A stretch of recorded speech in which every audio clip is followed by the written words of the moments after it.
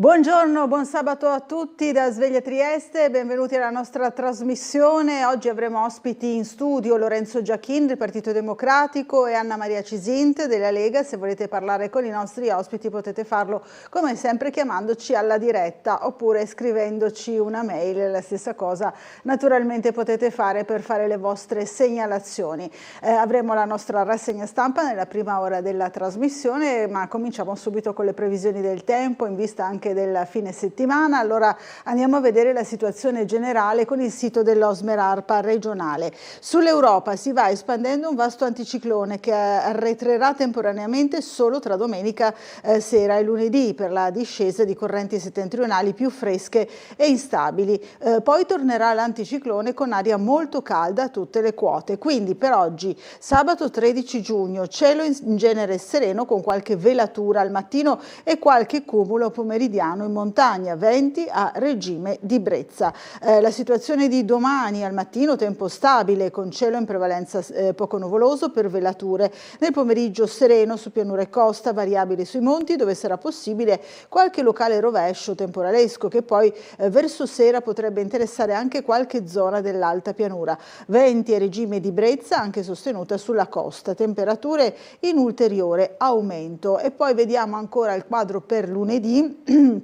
Come abbiamo visto c'è un piccolo mutamento insomma del quadro, cielo variabile con più sole su bassa e costa, nel pomeriggio in montagna sarà possibile qualche rovescio temporale sparso che poi potrà forse interessare anche qualche zona di pianura. Sulla costa e sulle zone orientali soffrirà Borino, Bora moderata, in calo nel pomeriggio, tempo ancora incerto. Andiamo a vedere allora le prime pagine dei quotidiani in edicola, vediamo il Piccolo di Trieste. Porto grandi speranze, opere e bandi pronti. Si scomoda Dickens per questo titolo che parla di quello che ha detto il ministro Urso a Marghera: il business terre rare coinvolge Trieste, Servola svolta entro giugno, linea con Venezia, garanzie dei vertici di ferrovie. Vedremo anche noi il nostro servizio più avanti. Poi è stata sempre nell'ambito insomma portuale, ma in realtà qui della cantieristica, consegnata all'armatore la Mein Schiff Flow, a bordo 19 ponti, piscine e saune. È accaduto a Monfalcone. Destra e sinistra sui social le identità dei rivali, tensione tra i due estremismi. Vediamo in Piazza Unità: ha preso il ladro del negozio Wind, è un 21enne. Università Parco San Giovanni, dopo i restauri via le impalcature. Triestina in D, Rocco troppo caro e la società ora valuta alternative. Vediamo i prigionieri del magazzino 26, immaginario scientifico assediato dai cantieri, disagi perenni, il comune ci riduca l'affitto. Ancora andiamo avanti nelle notizie. Book Week Gorizia prende quota, i libri, le sale piene, una città che legge le nostre iniziative. Casini: l'Europa sulla difesa comune deve svegliarsi. E poi sanzioni a Mosca, la raffineria serba verso gli ungheresi. Per quanto riguarda le notizie internazionali, ancora il Medio Oriente, Trump insiste, pace con l'Iran, l'Europa non ha aiutato. Il commento: la strategia della maggioranza per vedere le carte del generale. Anche questo è un tema che troveremo anche in altri giornali. Vediamo anche qui gli stessi titoli principali, ma siamo nella pagina isontina. Andiamo a vedere Monfalcone: Circolo Valentinis, si sblocca l'iter per la nuova sede. Nova Gorizia: schianto automoto sloveno muore fuori dal tunnel. Monfalcone: la festa del vino tra degustazioni e carnevale estivo. Staranzano: Ponte della Checca, affidati i lavori per la passerella.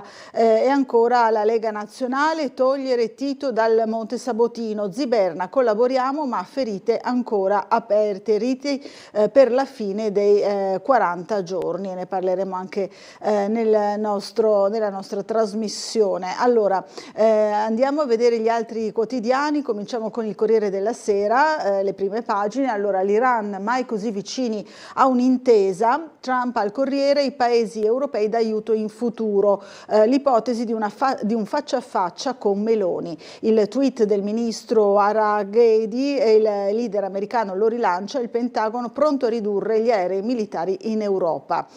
Il bilaterale con Macron, i rapporti col tycoon, le mosse della Premier. Se Teheran controllerà lo stretto di Hormuz sarà una sconfitta USA, parla Leon Panetta, ex capo della CIA.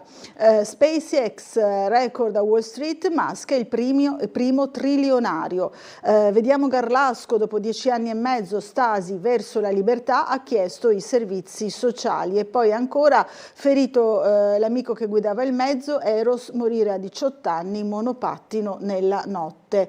Eros Gagliardi, 18 anni, appunto, era stretto all'amico sul monopattino nella mezzanotte di Milano. La Repubblica, Iran, la firma si avvicina, scambio d'accuse sui contenuti del memorandum, però l'intesa regge. Preparativi a Ginevra, Hormuz sbloccato da subito, nucleare, si continua a trattare. Israele, restiamo sugli avamposti. La politica dello straniero per nemico, il commento di Massimo Giannini, oggi su Repubblica. Anche qua SpaceX debutta a Wall Street, Musk trilionario.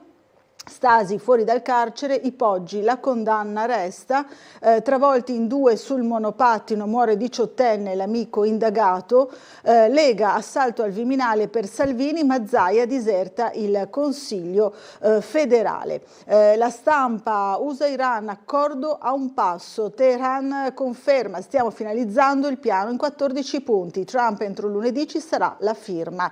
Quando la Casa Bianca era autorevole, l'analisi di Bill Emmott. La legge elettorale, la fretta di Meloni, Giorgia scommette solo su se stessa, qui il commento politico. Tutti i colori di Hockney, addio al pittore simbolo della pop art, le sue piscine hanno cambiato il modo di dipingere. Siri, Lega in crisi, Zaia ha le sue colpe, l'intervista. Poi ancora Norris, Kimi, incredibile, vince senza essere cattivo in Formula 1. Andiamo a vedere il Fatto Quotidiano, nuovi guai su Salvini, Verdini a giudizio, ministri in allarme, Meloni chiama lui e Tajani su Vannacci, così non regge. Il suocero del ministro leghista accusato di corruzione per gli appalti ANAS, la Premier chiama i vice, preoccupata per l'assemblea del partito del generale che si apre oggi a Roma. Ancora guerra persa. Trump canta vittoria ma sta peggio di prima, USA e Iran annunciano l'accordo di pace, flop USA-Israele, a Teheran gli asset congelati, la fine delle sanzioni, zero vincoli sul nucleare, Libano libero, meglio le intese di febbraio, questa è l'analisi che non lascia scampo del Fatto Quotidiano. Il Giornale, la pace di Trump, c'è l'accordo con l'Iran, Pasdaran permettendo, la conferma, testo pronto, domani la firma a Ginevra. Le ultime incognite su uranio, beni congelati e Libano. Donald duro con l'Unione Europea, è stata irrilevante verso il disimpegno NATO, ancora all'attacco. Possibile bilaterale al G7, Meloni vedrà il tycoon e predica cautela, l'Occidente resti unito. Garlasco, dopo 10 anni, Stasi torna libero in prova ai servizi sociali. Il taglio dell'aliquota, meno tasse al ceto medio, il governo trova i soldi. Il viceministro Leo annuncia una misura da 3 miliardi, buone chance di riuscita.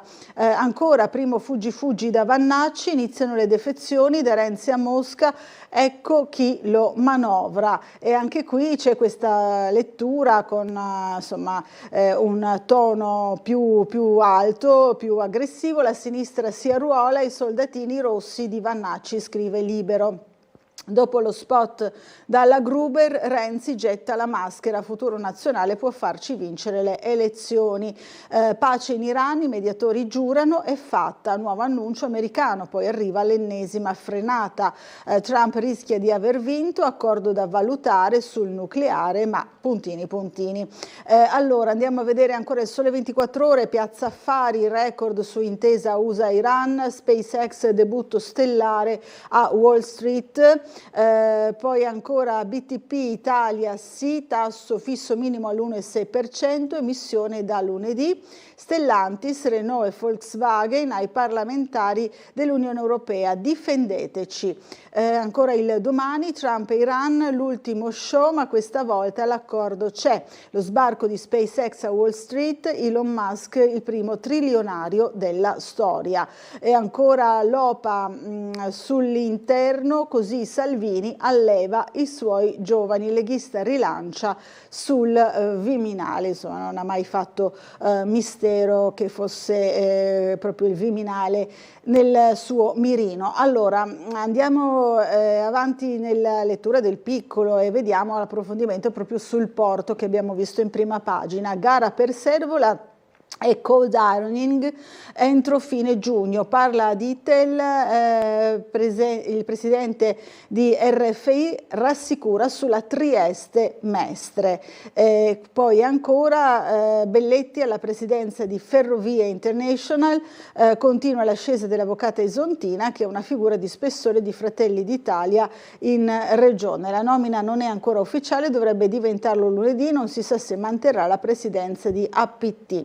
Terre rare, il deposito in Veneto, coinvolto anche il porto di Trieste. Le aree sono 5, un sito Eni a Marghera per l'arrivo, lo stoccaggio e il riciclo, poi lo scalo Giuliano e quello di Ravenna, l'interporto di Verona e la miniera di Tassullo. Lavoreremo per moduli per realizzare un nuovo polo industriale. Allora, sulle ferrovie e il porto noi abbiamo intervistato proprio Itel, ma qui vedo pronto anche il servizio proprio su Marghera, quello che ha detto Urso sulle terre rare, insomma questa novità di cui stiamo parlando adesso. Vediamo allora, prima il servizio dunque sulle ferrovie che è nato da un convegno, da un partecipato convegno organizzato da Fratelli d'Italia. Allora rivediamo insieme il servizio.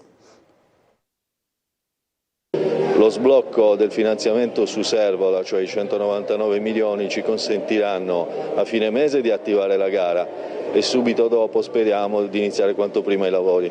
Ora c'è un ottimismo che porta anche a pensare che il goal, il traguardo del 2030 è ampiamente raggiungibile?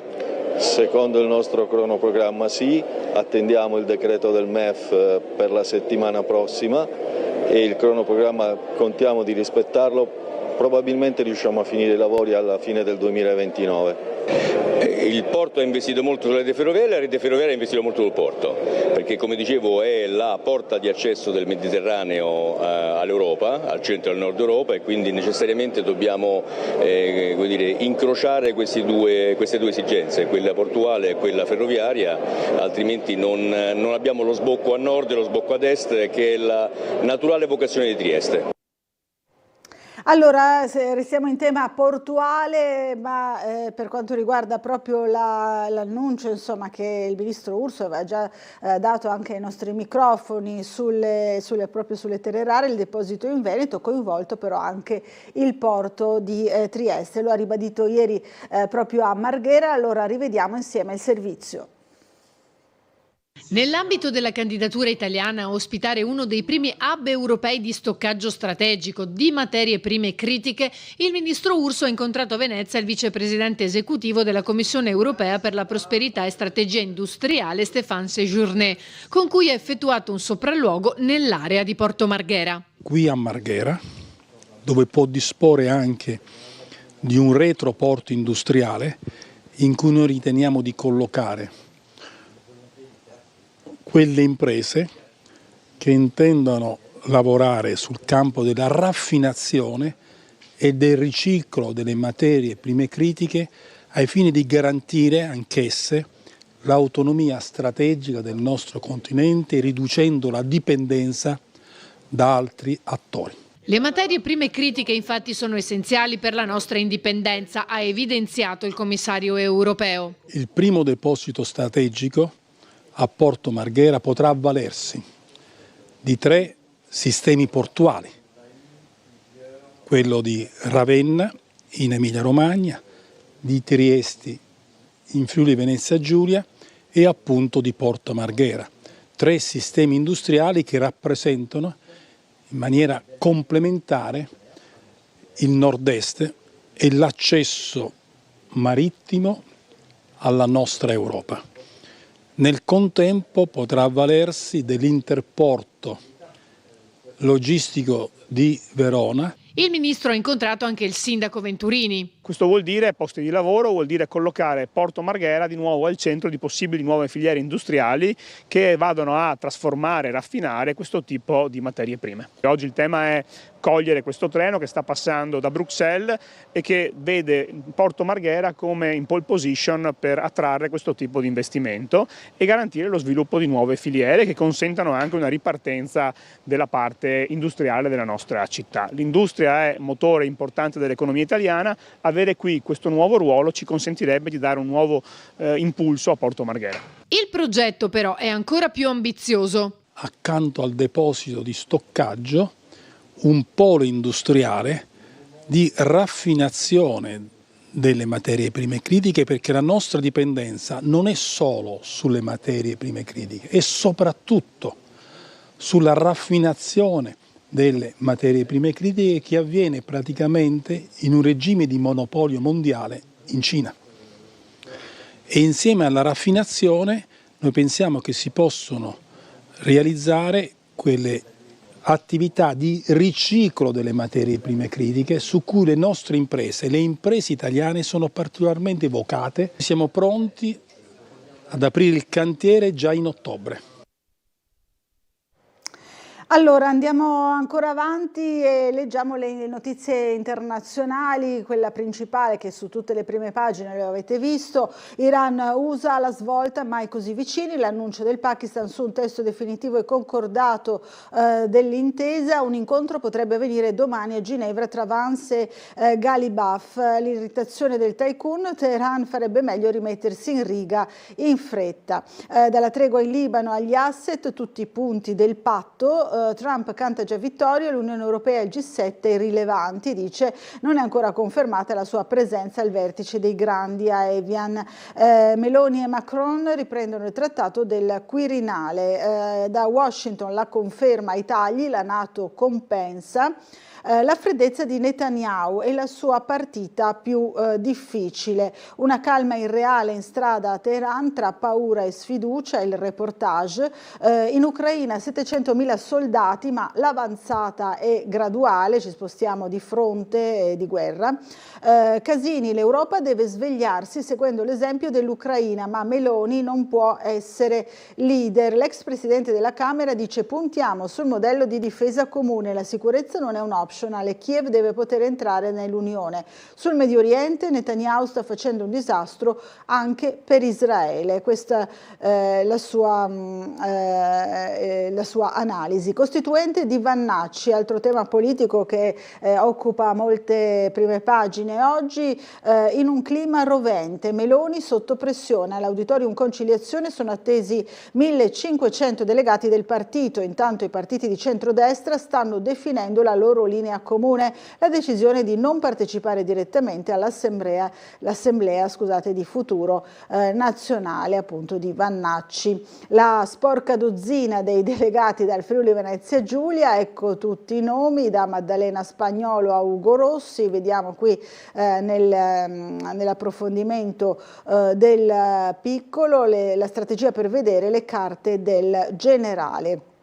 Andiamo ancora avanti, qui siamo sulla pagina dell'Istria, Quarnero e Dalmazia, per punta corrente 4 milioni di fondi europei e poi Lussino via l'asfaltatura a fine lavori entro l'estate. Ancora russi fuori da Nice sia il primo accordo. Kosovo dalla NATO una riduzione di KFOR, quadro migliorato. Sia l'affidamento ai servizi sociali, Stasi potrà uscire, siamo al caso di Garlasco, via libera della Procura Generale alla misura in prova, negli ultimi anni ha ottenuto lavoro esterno e semilibertà, l'iter è slegato dall'eventuale revisione del processo. Guasto all'aereo, il Papa torna a Roma con il jet del re di Spagna. la curiosità. Qui la terribile notizia l'abbiamo già vista in prima pagina in altri quotidiani: in 2 su monopattino muore un 18enne a Milano.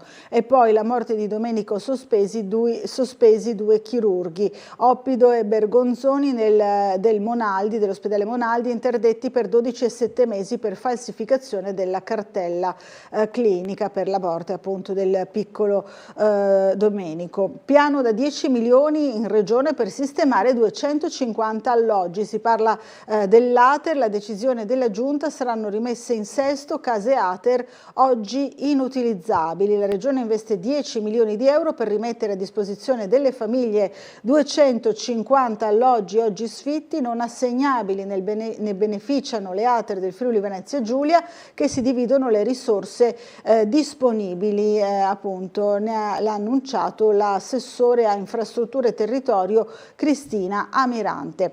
Agricoltura, stop alle rate dei mutui per le aziende.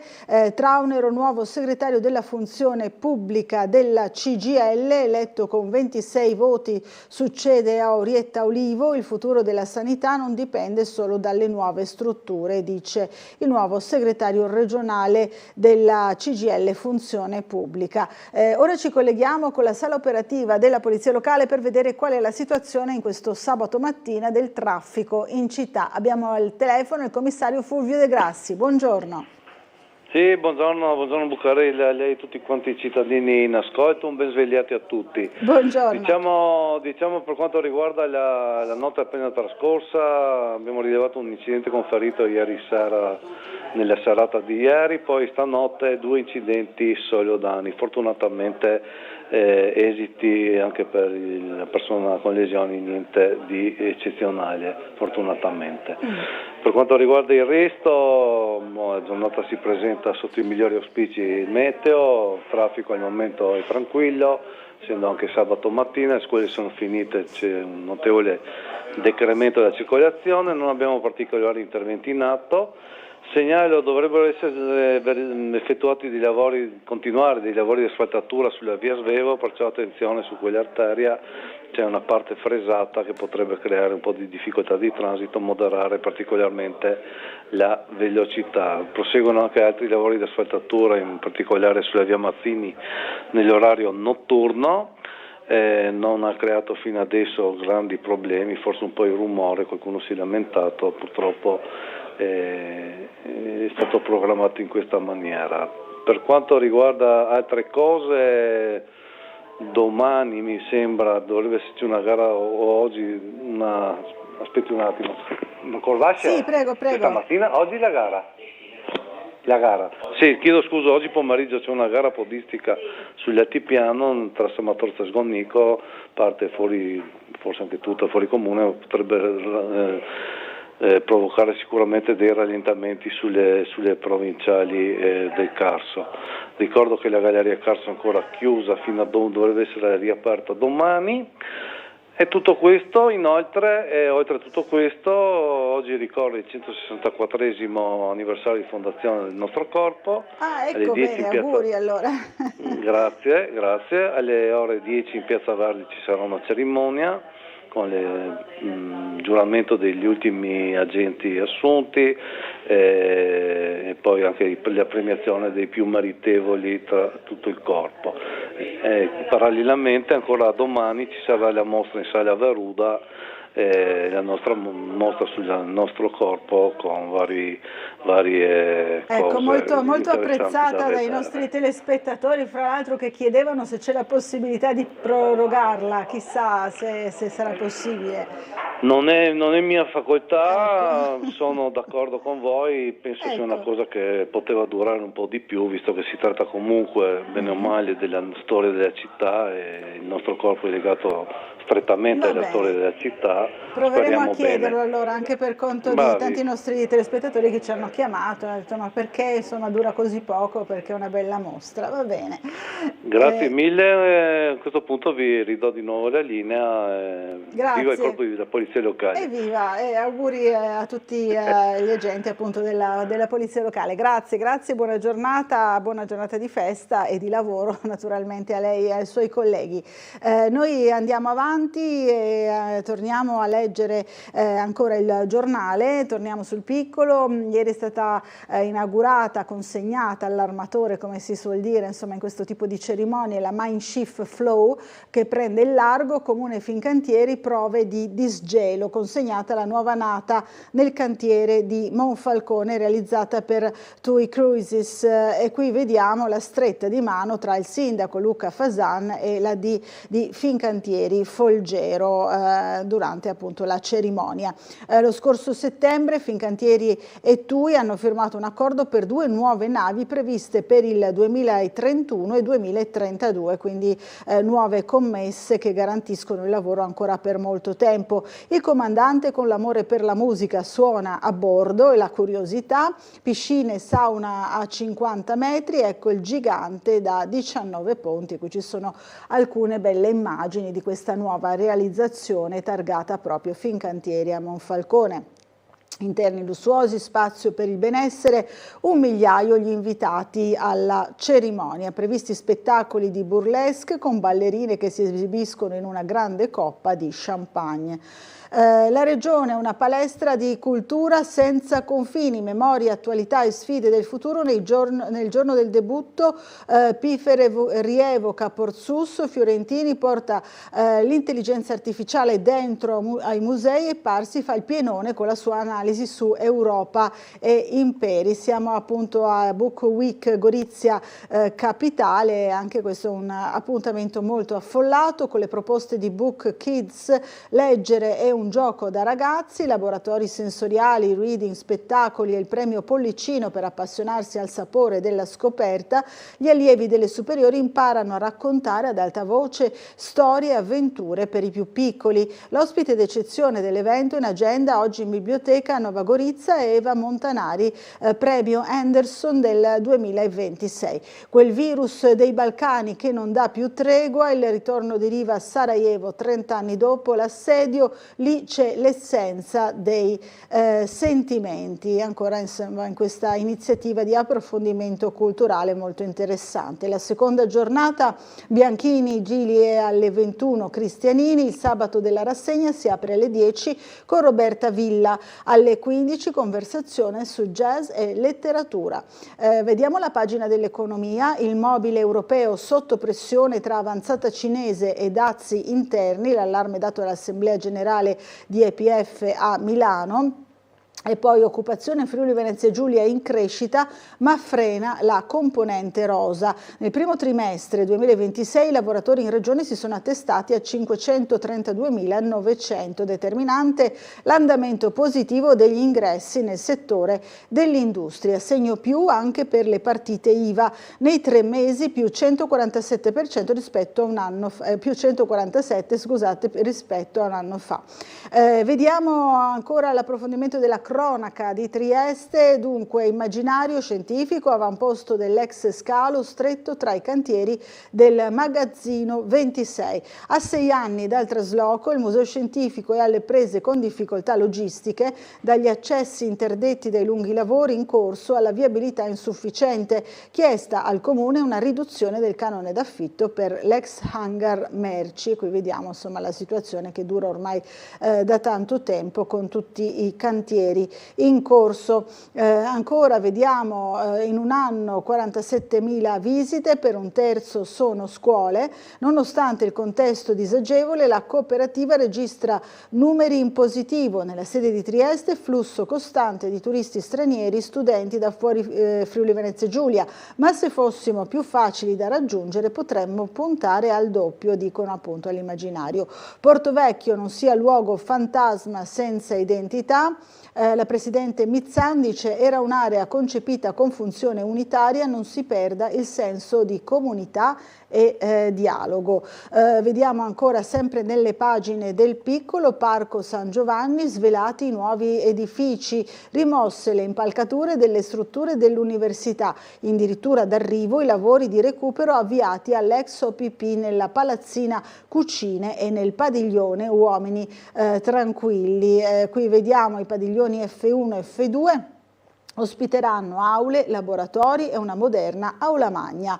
A Barbacan produce 75 espositori tra artisti, designer e artigiani. Domani gli stand del secondo mercatino del 2026 saranno aperti dalle 17 alle 22. Questo l'appuntamento che di solito è molto affollato. Qui vediamo l'edizione di aprile di Barbacan produce. Ancora il nuovo contratto sociale dell'agente immobiliare. Al convegno triestino se ne è parlato, c'è stato un confronto aperto sulla nuova figura dell'intermediazione tra etica e fiducia, è andato in scena alla Sala Luttazzi. Allora dobbiamo fermarci per una breve pausa pubblicitaria, fra poco torneremo sulla cronaca ancora con la notizia che intravediamo qui sul Piccolo, spaccata nel negozio Wind 3, identificato il responsabile, un 21enne, ne abbiamo parlato anche noi, allora vedremo il servizio dopo un po' di pubblicità. A fra poco.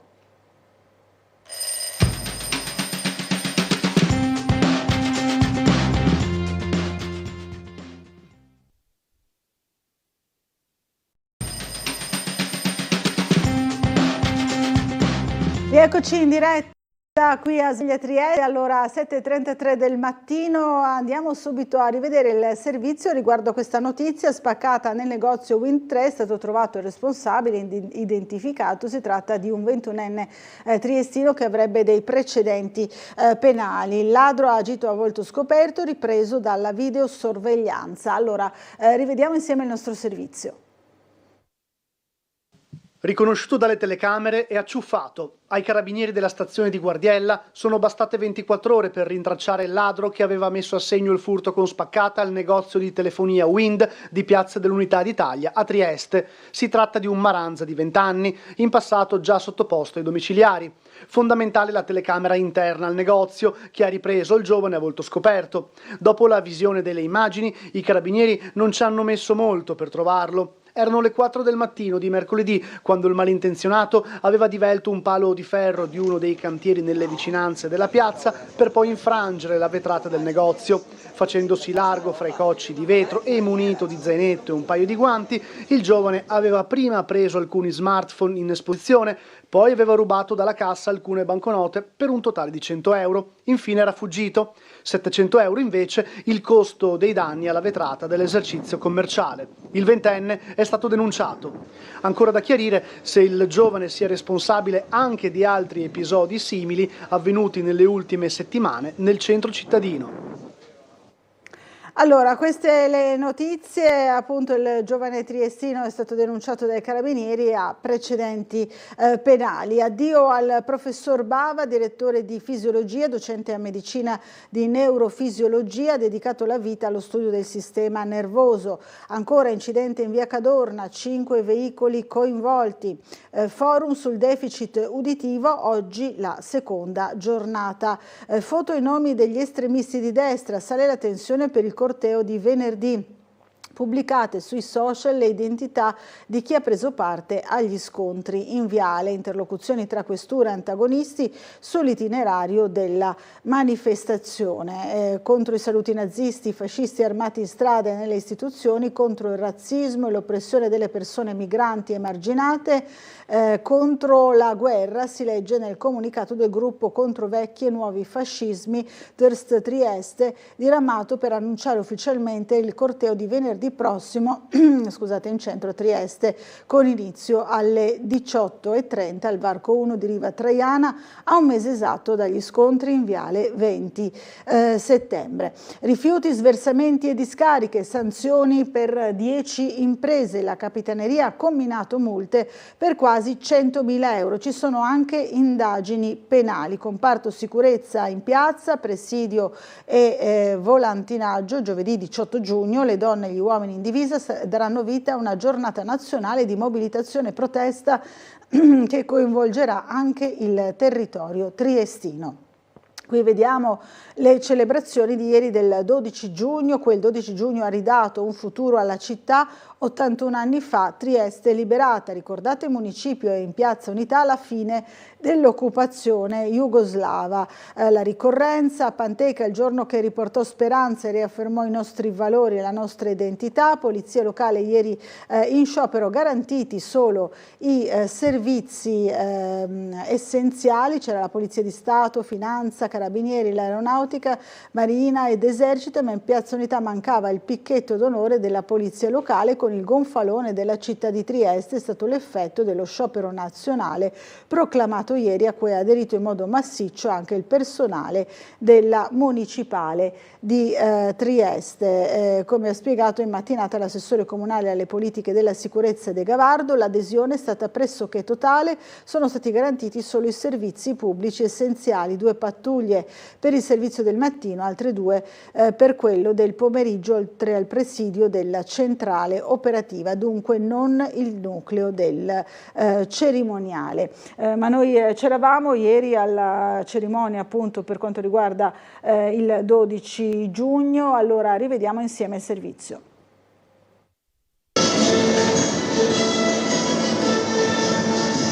Per noi il 1° maggio 1945 segnò l'inizio di una nuova occupazione, perché all'occupazione nazista fu sostituita l'occupazione jugoslava titina. Ecco, dopo 40 giorni di terrore, il 12 giugno la città, i nostri concittadini, gli abitanti di questa meravigliosa e splendida città poterono vivere liberamente la loro vita, la loro esistenza e soprattutto le loro idee, perché fino al 12 giugno le armate jugoslave volevano trasformare questa città in un'aggiunta del regno dell'Jugoslavia.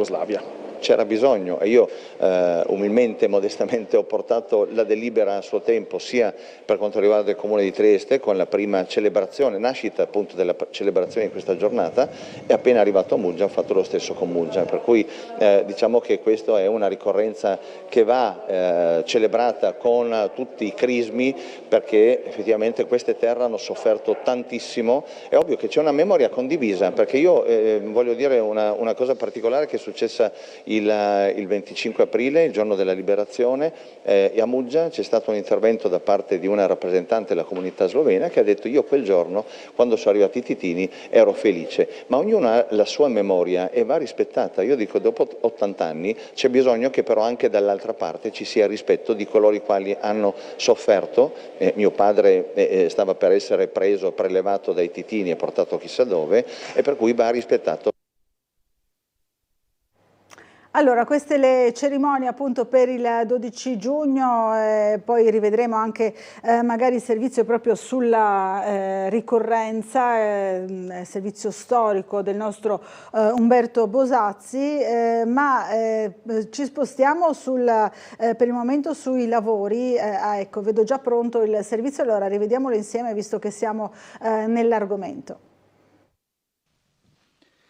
Le campane, le bandiere alle finestre, il sollievo di una città che tornava a respirare. Il 12 giugno del 1945 si concludeva a Trieste l'occupazione delle truppe jugoslave del maresciallo Tito, iniziata 40 giorni prima con l'ingresso in città delle forze partigiane. Erano state settimane drammatiche. Mentre la guerra in Europa volgeva al termine, Trieste si trovò al centro di una contesa politica e nazionale destinata a segnarne il futuro. Arresti, deportazioni, sparizioni alimentarono un clima di paura e incertezza che avrebbe lasciato ferite profonde nella memoria cittadina. Dopo l'accordo raggiunto tra gli alleati e la Jugoslavia, le truppe titine si ritirarono oltre la linea Morgan. In città entrò il governo militare alleato, accolto da una popolazione che vedeva in quel passaggio la fine di una stagione segnata da tensioni e violenze. La questione del destino di Trieste però era tutt'altro che risolta. Sarebbero serviti ancora anni di negoziati, divisioni e attese prima del ritorno dell'amministrazione italiana, ma per molti triestini quel 12 giugno di 81 anni fa rappresentò soprattutto il ritorno della speranza, dopo 40 giorni che la città non avrebbe più dimenticato. Allora, dicevamo prima che sono giornate di molti lavori stradali su strade marciapiedi. L'assessore Michele Babuder, che sta seguendo tutto naturalmente la partita, parla insieme ai funzionari di aver seguito proprio nella notte il completamento dei lavori di asfaltatura di Gretta. Manca ora solo la segnaletica, così come in via Mazzini tra le Rive e San Spiridione, e prossimamente verrà rifatto anche il tratto tra via San Spiridione verso piazza Goldoni. In via Svevo tutte le fresature sono continuate per un tratto molto lungo, nonostante i disagi causati da chi ha lasciato la macchina parcheggiato, quindi non ha provveduto a spostare nonostante gli avvisi. Ieri ci siamo occupati anche del tratto di via Commerciale, chiuso per 4 mesi per lavori su tutte le reti. Dal 15 giugno via Commerciale sarà chiusa nel tratto fra piazza Casali e via Sant'Anastasio per lavori alle reti, cantiere fino a settembre, modifiche alla viabilità. Vediamo il servizio.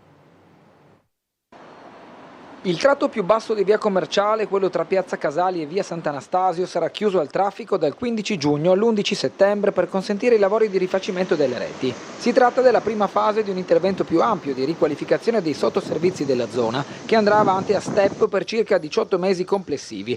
Nel periodo del cantiere verranno sostituite la rete fognaria, rinnovate le tubature dell'acqua e potenziata anche la rete elettrica. Per limitare i disagi, i lavori sono stati organizzati in più fasi e in coordinamento con il Comune di Trieste, cercando di mantenere sempre percorribile l'area delle zone non interessate agli scavi. Dal 16 giugno scatteranno anche le modifiche alla viabilità. Chi arriva dal centro verrà deviato su via Sant'Anastasio, che sarà dunque aperta nel suo sbocco su via Commerciale, mentre chi si dirige verso il centro da Opicina utilizzerà via Pauliana. Nel tratto tra via Sant'Anastasio e via Pauliana sarà attivo un senso unico e saranno introdotti divieti di sosta. Il cantiere è stato pianificato in accordo tra Comune, Acegas, APS Amga e Trieste Trasporti, anche per coordinare le deviazioni del trasporto pubblico. A lavori conclusi per la fase estiva, l'area tornerà progressivamente alla normalità, con il ripristino della viabilità e dell'assetto stradale attuale in via Sant'Anastasio, in tempo per la ripresa delle attività scolastiche.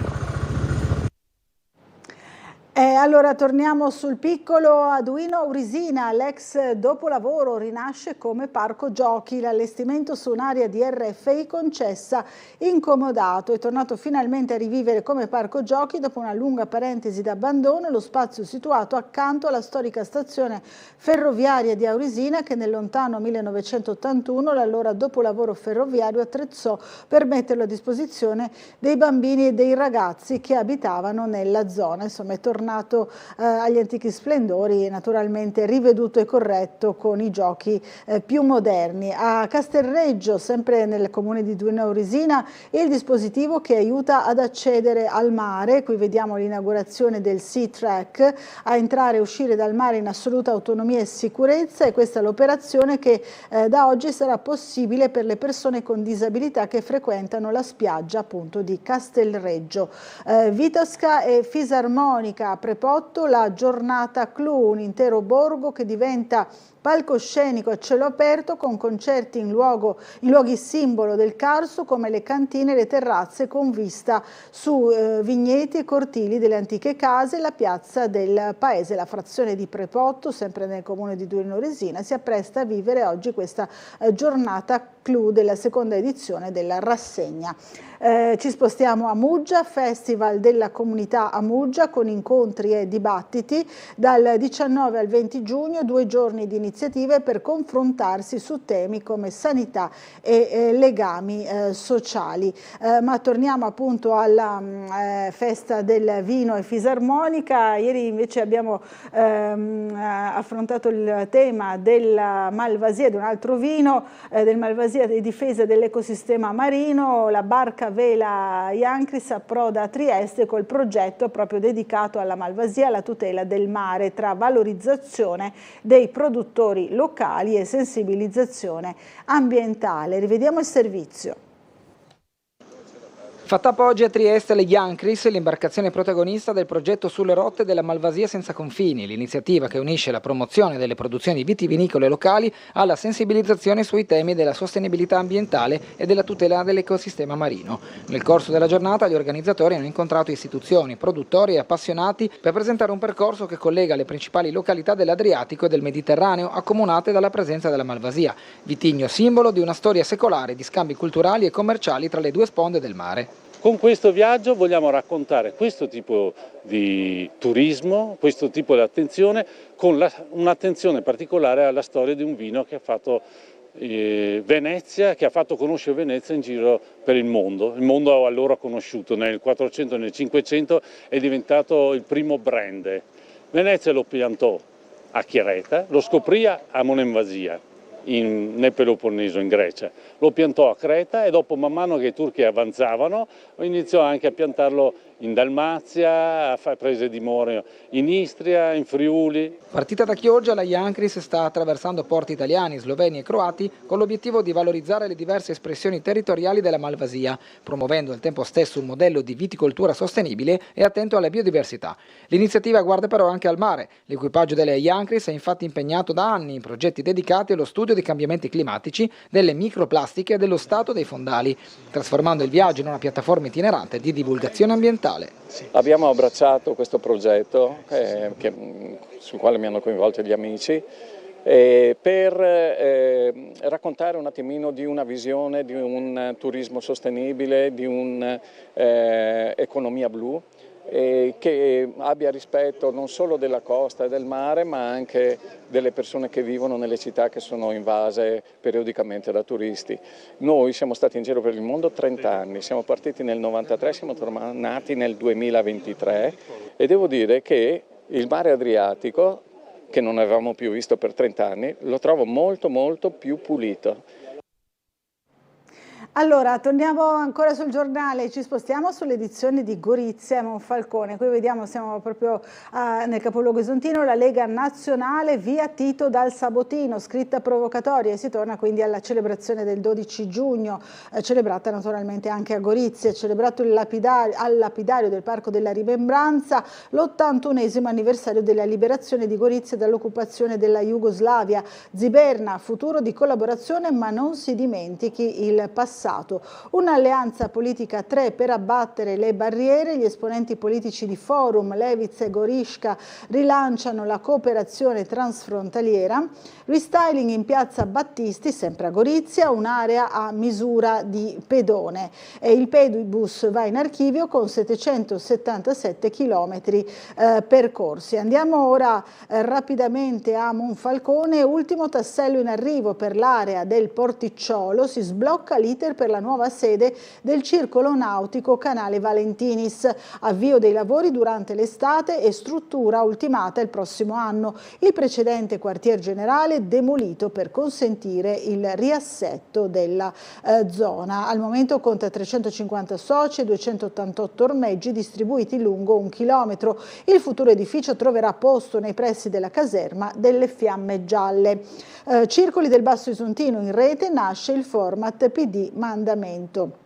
E anche qui vediamo il patto per il nord, territorio libero di Trieste, la petizione anche a Monfalcone. Nel vivo in piazza la festa del vino, degustazioni fino a domenica, stasera il carnevale estivo. Questo è l'evento in la 69esima edizione della festa del vino e del pesce. Si è aperta l'insegna dell'ingresso formale anche da parte della Proloco di Monfalcone nella rete delle città del vino, a solo qualche mese di distanza da quello già realizzato da parte del comune. Il consueto taglio del nastro, accompagnato dalla banda civica e dal gruppo Costumi Tradizionali Bisiacchi, è stato anticipato dalla consegna della bandiera delle città del vino al presidente della Proloco, Giorgio Iuretta, da parte del vicepresidente nazionale Tiziano Venturini. Vediamo anche la Proloco quindi nel circuito nazionale che promuove l'enoturismo.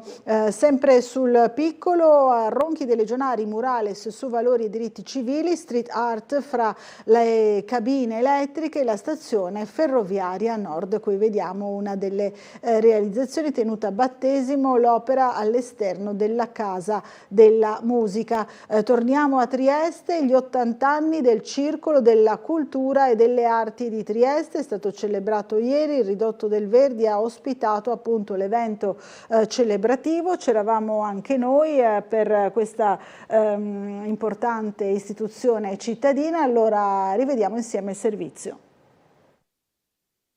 Il Circolo della Cultura e delle Arti di Trieste ha compiuto 80 anni, fondato da Gianni Stuparic in un periodo certamente non facile per la città. Nel corso degli anni esso ha mantenuto la propria attenzione nei riguardi del tessuto culturale triestino, ma non solo. E questa sera al Ridotto de Sabata del Teatro Verdi l'importante anniversario è stato al centro di una festa che ha fatto sintesi.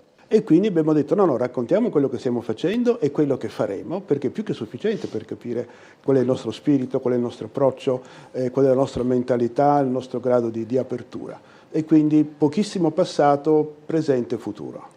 Oltre all'intervento del presidente Battaglini, Roberto Morelli ha ripercorso le tappe di questi 80 anni, collegando la storia del Circolo della Cultura e delle Arti all'evolversi della storia sociale ed economica della città, laddove Alessio Colautti, accompagnato dal maestro Corrado Gulin, ha garantito un piacevole intrattenimento artistico e teatrale. Il futuro del Circolo, dunque, da un lato un'ovvia continuità con la propria tradizione. Abbiamo dato, cerchiamo di dare qualcosa di diverso, qualcosa di più, quindi sì, è un po' così automatico il fatto che un anniversario scateni una voglia di riflessione e di progetto. La chiave per i prossimi anni sarà data dall'interdisciplinarietà e da una serie di collaborazioni con il Comune di Grado, con l'Associazione Archivio Marcello Mascherini, con il Conservatorio Tartini, con l'Accademia Europeista di Gorizia e l'Associazione Amici dell'Orologeria Pesarina, solo per citarne alcune. Ci possono essere degli interlocutori tra virgolette facili con cui si entra subito in empatia, altre volte si può avere un interlocutore più attento agli aspetti amministrativi, agli eventuali costi che possono derivare da una collaborazione. Ecco, il Circolo ha un'esperienza ormai decennale in questo campo e quindi c'è stata già una selezione, abbiamo dei partner consolidati e dei partner però anche nuovi. A fianco del Circolo della Cultura e delle Arti anche la Fondazione CR Trieste. La Fondazione CR Trieste sostiene da molti anni il Circolo della Cultura e delle Arti, precisamente dal 1986, addirittura prima che fosse fondazione, quando era ancora Cassa di Risparmio, ma nulla cambia perché lo spirito di sostegno di istituzioni culturali particolarmente rilevanti come questa è uno dei connotati statutari proprio della Fondazione.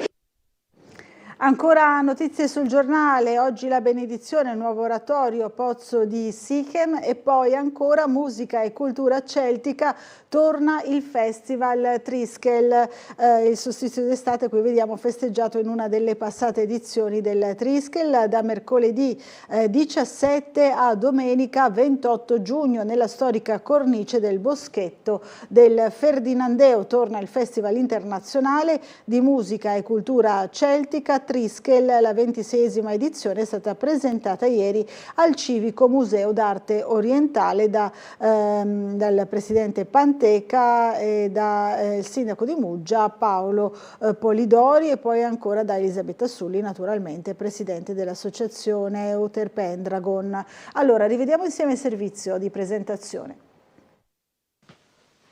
Per 12 giorni il Boschetto del Ferdinandeo tornerà a diventare teatro di musica, leggende, danze e atmosfere d'altri tempi. Dal 17 al 28 giugno torna il Triskel, il Festival internazionale di musica e cultura celtica, giunto alla sua 26esima edizione. L'evento conferma la sua formula, mescolando tradizione e spettacolo in un programma ricco di concerti, laboratori, conferenze, rievocazioni storiche e attività per tutte le età. Sul palco saliranno artisti provenienti da diversi paesi europei, tra prime volte assolute in Italia e graditi ritorni, con sonorità che spaziano dal folk celtico alle atmosfere nordiche, medievali e fantasy. Non mancheranno il mercatino tematico, gli accampamenti storici e un'ampia area gastronomica con specialità medievali, prodotti del territorio e proposte vegetariane e vegan. Tanti spettacoli, i gruppi di punta sicuramente come gruppi esteri, io segnalo Niall McDermott che arriva dall'Irlanda, è un cantautore attivo attore professionista che ha recitato anche con grossi divi del cinema, e Loco Irish Band dalla Francia, che porterà uno spettacolo anche non solo musicale ma anche visivo. Poi tanti altri gruppi da Repubblica Ceca, Polonia, un sacco di gruppi nuovi, tanti gruppi italiani anche già stati da noi.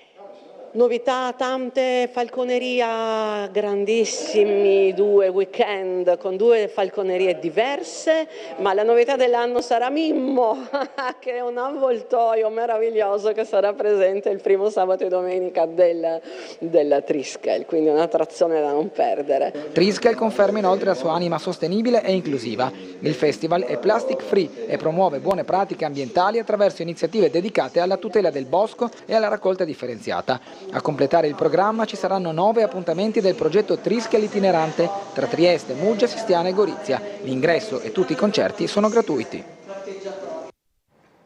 Allora, ancora qualche notizia dall'Isontino. Vediamo a Cormons dalla regione 50.000 euro per sistemare le aree verdi. Il comune interverrà soprattutto nella zona d'ingresso della cittadina. A 3 famiglie alluvionate 3.000 euro di contributi.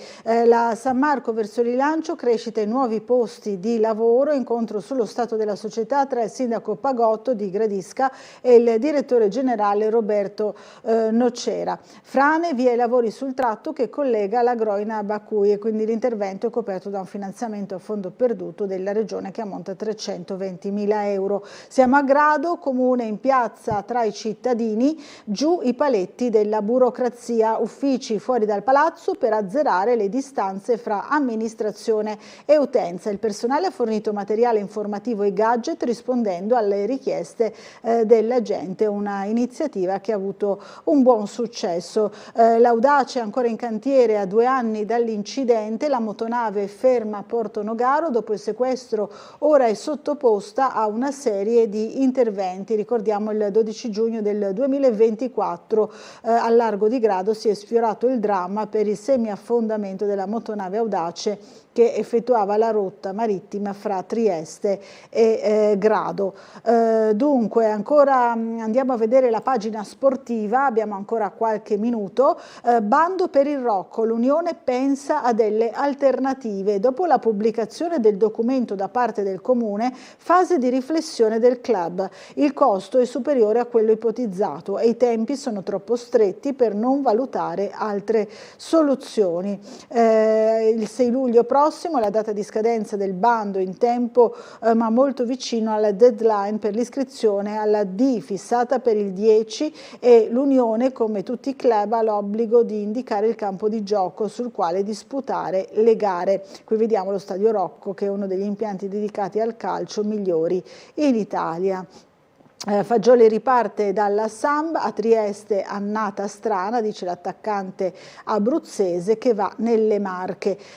Pal Trieste, in ballo c'è un altro gruppo, dopo la manifestazione di interesse di Gianluca Mauro sarebbe pronto a entrare in campo anche un nuovo soggetto. Il ruolo decisivo per il futuro sta in capo alla regione Friuli Venezia Giulia, quindi il destino della pallacanestro Trieste si gioca sul tavolo degli studi legali, trattative, quote societarie, due diligence e la sintesi estrema ma terribilmente efficace del momento che sta attraversando la società, sospesa in una delicata partita per il passaggio di proprietà che mira a togliere il club dalle mani della gestione. Mattiasic a muovere la prima pedina sulla scacchiera è stato Gianluca Mauro, l'ex amministratore delegato di Alma. Ha infatti formalizzato una lettera di intenti per l'acquisto del club, una mossa che ha rotto gli indugi e riacceso i riflettori sulle ambizioni di controllo della società, ma che al contempo lascia aperti alcuni punti interrogativi, e quindi qui trovate l'articolo sul Piccolo di oggi, ne avevamo parlato anche noi nelle passate edizioni del nostro telegiornale. Allora ci dobbiamo fermare, fra pochissimo sarà con noi Lorenzo Giachin, esponente della circoscrizione settima del Partito Democratico. A fra pochissimo.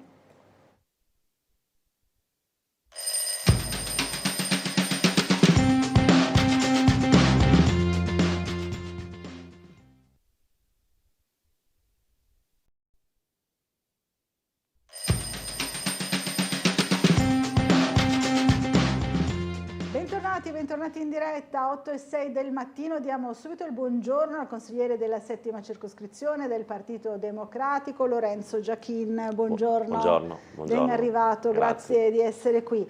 Fra l'altro protagonista insieme ai colleghi del Partito Democratico, sia della circoscrizione ma anche del Consiglio Comunale, qualche giorno fa, di una iniziativa per chiedere proprio quale sarà il destino del futuro, no? Dello Stadio Rocco, che è una struttura che ricade proprio in 7ª circoscrizione, molto importante, una struttura sportiva della città. Si è parlato anche dell'opportunità o meno di fare grandi concerti, insomma di quale sarà il futuro, e oggi proprio sul giornale c'è questo approfondimento riguardo proprio la crisi, la situazione della Triestina, che dovrà disputare il campionato di Serie D e quindi si trova così un po' spiazzata, sta pensando anche a delle alternative, no? Che cosa succederà dello Stadio Rocco? Questa bella domanda. Questa è una bella domanda, sì. Diciamo che questa è una grande preoccupazione, più che altro, che abbiamo tutti noi, insomma tutti noi cittadini. Ovviamente in 7ª circoscrizione è particolarmente sentita perché è una struttura ovviamente importante, con anche delle ricadute commerciali importanti per tutto quello che riguarda l'indotto, diciamo. L'attuale situazione societaria della Triestina non fa ben sperare, questo è un dato di fatto. Le notizie che si susseguono sono purtroppo sempre più incerte, quantomeno. La prima preoccupazione ovviamente da cittadino e anche da tifoso è quella di capire quello che sarà di questa società, però al fianco di questo, e io ovviamente da consigliere della 7ª circoscrizione, come ho anche già detto, sono particolarmente preoccupato per quello che sarà il futuro e il destino dello stadio. È una struttura importante, una struttura che ovviamente ha come primo utilizzo quello sportivo necessariamente. Sarebbe bene ovviamente e sarebbe auspicabile poter godere di una squadra, di una società, di una squadra sportiva in determinate categorie che insomma le dovrebbero appartenere tutto sommato per tradizione, anche per bacino d'utenza, però al momento così non è. A questo punto sarebbe importante pensare e valutare anche degli utilizzi alternativi. Si pensa ai grandi eventi. Appunto ai grandi eventi soprattutto. Si pensa ovviamente ai grandi eventi che tra l'altro lo stadio ha già ospitato, che la città ha dimostrato di saper gestire anche in modo ammirevole, tanto che è stata apprezzata soprattutto dalle persone che sono venute da fuori, quindi con un'organizzazione fatta bene, con i bus navetta, i percorsi guidati per l'accesso, insomma si sono gestiti questi grandi eventi sempre in modo congruo, cosa che non avviene con tanta facilità in altre situazioni, in altre città. Quindi una struttura del genere e un palcoscenico del genere merita quantomeno la visibilità. Trieste merita la visibilità. È chiaro che in questi anni si è visto che si sono preferite altre aree da destinare a questo tipo di eventi, ma lo stadio, insomma, per capienza. Quest'anno in particolare ci saranno i concerti in Piazza Unità, esatto, però sì. Allo Stadio Rocco non è previsto nulla. No? E oltretutto sono discorsi ovviamente da fare con largo anticipo, perché poi gli eventi non si organizzano ovviamente nel corso degli ultimi mesi. Abbiamo visto in queste ultime settimane eventi organizzati nelle città vicine, limitrofe, ad esempio a Gorizia c'è stato Cremonini, Mignano, anche Capodistria stessa, quindi è vero, Capodistria. Fa un po' specie che appunto una struttura come questa, che ripeto ha già dimostrato di poter ospitare certi eventi, non venga sfruttata a dovere. Ecco, diceva prima che in passato insomma ha avuto anche il recentissimo passato, no? Anche l'anno scorso insomma ci sono stati grandi concerti, l'anno prima ad esempio date zero, però forse su questa scelta da parte dell'amministrazione comunale pesa tutta la questione del manto erboso, no? Che poi è stato un grosso problema e ha suscitato grandi polemiche. Sì, questo sicuramente è stato una conseguenza che è stata particolarmente grave, soprattutto dal punto di vista sportivo. Ha costretto ovviamente ha portato tutta una serie di conseguenze con spostamenti delle società e tutto, insomma, polemiche annesse. È chiaro che non sarebbe il primo stadio ad essere utilizzato sia per gli eventi sportivi, che ricordiamo in ogni caso, qualsiasi dovesse essere il destino poi della Triestina, si tratta comunque di un paio di partite al mese, quindi una struttura del genere utilizzata 2 volte al mese chiaramente non è accettabile, insomma, e ripeto, non sarebbe il primo stadio ad essere utilizzato sia per i grandi eventi sia per eventi sportivi. Si tratta ovviamente di gestire nel modo migliore tutte quelle che sono le attività connesse e soprattutto poi avere una gestione adeguata per quanto riguarda la gestione del manto erboso, che sicuramente è fondamentale per le attività sportive. Per le attività però sportive, nulla sì. che non si possa fare. Ecco. Nulla che non si possa fare si fa anche in altre parti d'Italia. Assolutamente insomma. sì. Vedreste bene insomma, una realizzazione, un utilizzo insomma, di questa importante struttura sportiva, ma anche appunto che si presta molto agli spettacoli, mista quindi durante l'arco di tutto l'anno o magari finita la stagione sportiva dedicarla più allo spettacolo. Diciamo che insomma, sicuramente i concerti negli stadi sono una prerogativa più estiva, primaverile, estiva, ecco, quindi il periodo è quello. Poi è chiaro che avendo, come ho già detto prima, una società e una squadra in determinati ambienti sportivi, quindi a determinati livelli sportivi, porterebbe sicuramente a una visibilità maggiori magari opportunità di investimenti anche sulla struttura. La situazione adesso non è quella, quindi secondo me, essendo un bene comunale, bisogna pensare per forza di cose ad alternative, a utilizzi alternativi, perché il rischio è che poi si vada verso uno stato di abbandono e di degrado che porterebbe, secondo me, a conseguenze negative per tutta l'area. A problemi maggiori. Ecco, c'è la mail di Renata che scrive: ora che la Triestina Calcio è scesa in D, perché il Comune non gli mette a disposizione lo stadio Grezzar? Sarà più che sufficiente per contenere tifosi locali della squadra avversaria e si farebbe comunque bella figura in confronto a quelli delle altre società calcistiche. Dato che stiamo sacrificando, fra virgolette, le rive per ospitare i turisti delle navi da crociera in nome del turismo, perché il sindaco non lascia parte dello Stadio Rocco ai concerti che attirano migliaia di persone, concerti che i big della musica amano molto organizzare e riempiono gli stadi, vedi Cremonini o Eros Ramazzotti, sono i più recenti, insomma qui in regione c'è stato anche Ligabue, insomma altri, adesso magari qualche nome mi sfugge. Si chiama sempre turismo o no? Dice Renata, è d'accordo immagino, no? Ma anche sulla opzione di far usare lo Stadio Grezzar? Questo è un argomento un po' più sensibile, credo, delicato, perché, no? perché comunque è una struttura utilizzata da altre società, quindi non è che si possa, non è che si possa per il bene, diciamo, di una società far spostare, migrare altre che hanno già in concessione la struttura. E oltretutto lo stadio Grezzar è stato diciamo ristrutturato pensandolo proprio come campo e stadio di atletica, quindi ovviamente sarebbe anche un po' snaturare quella che è adesso la sua funzione. La sua funzione, sì. Io spero sempre ovviamente che la casa della Triestina possa rimanere Rocco. È chiaro, in Serie D i costi di gestione di uno stadio del genere sono forse troppo ingenti. Queste sono tutte valutazioni che dovrà fare il Comune con la società, sempre sperando che ovviamente le notizie societarie siano tranquillizzanti, cosa che in questo momento non è. Non sta avvenendo, insomma, secondo voi.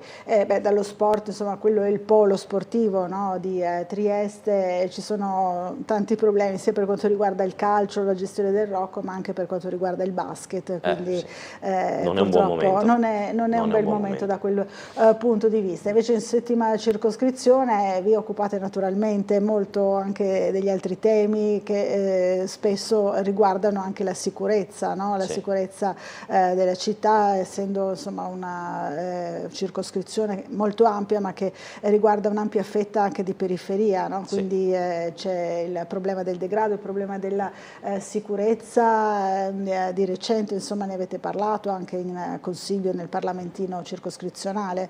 Sì, questo è un argomento praticamente all'ordine del giorno in settima circoscrizione, perché in realtà è una richiesta che viene direttamente dalla cittadinanza fondamentalmente, è un problema molto sentito ed è un problema molto attuale soprattutto. È vero che si tratta di periferia, la settima circoscrizione è periferia, è composta però da tanti rioni, non tutti i rioni hanno gli stessi problemi. Quello della sicurezza però è qualcosa di trasversale, sentito un po' da tutti, legato sicuramente al fatto che la periferia in genere, quindi la settima circoscrizione nello specifico, vive in alcuni casi una sensazione di abbandono da parte dell'amministrazione. In alcuni rioni la cosa è più sentita perché oltre al problema della sicurezza c'è un problema di impoverimento da parte del tessuto sociale, quindi assenza di servizi, assenza di negozi, che ovviamente aumentano così la sensazione di solitudine e di abbandono e soprattutto la percezione di mancanza di sicurezza.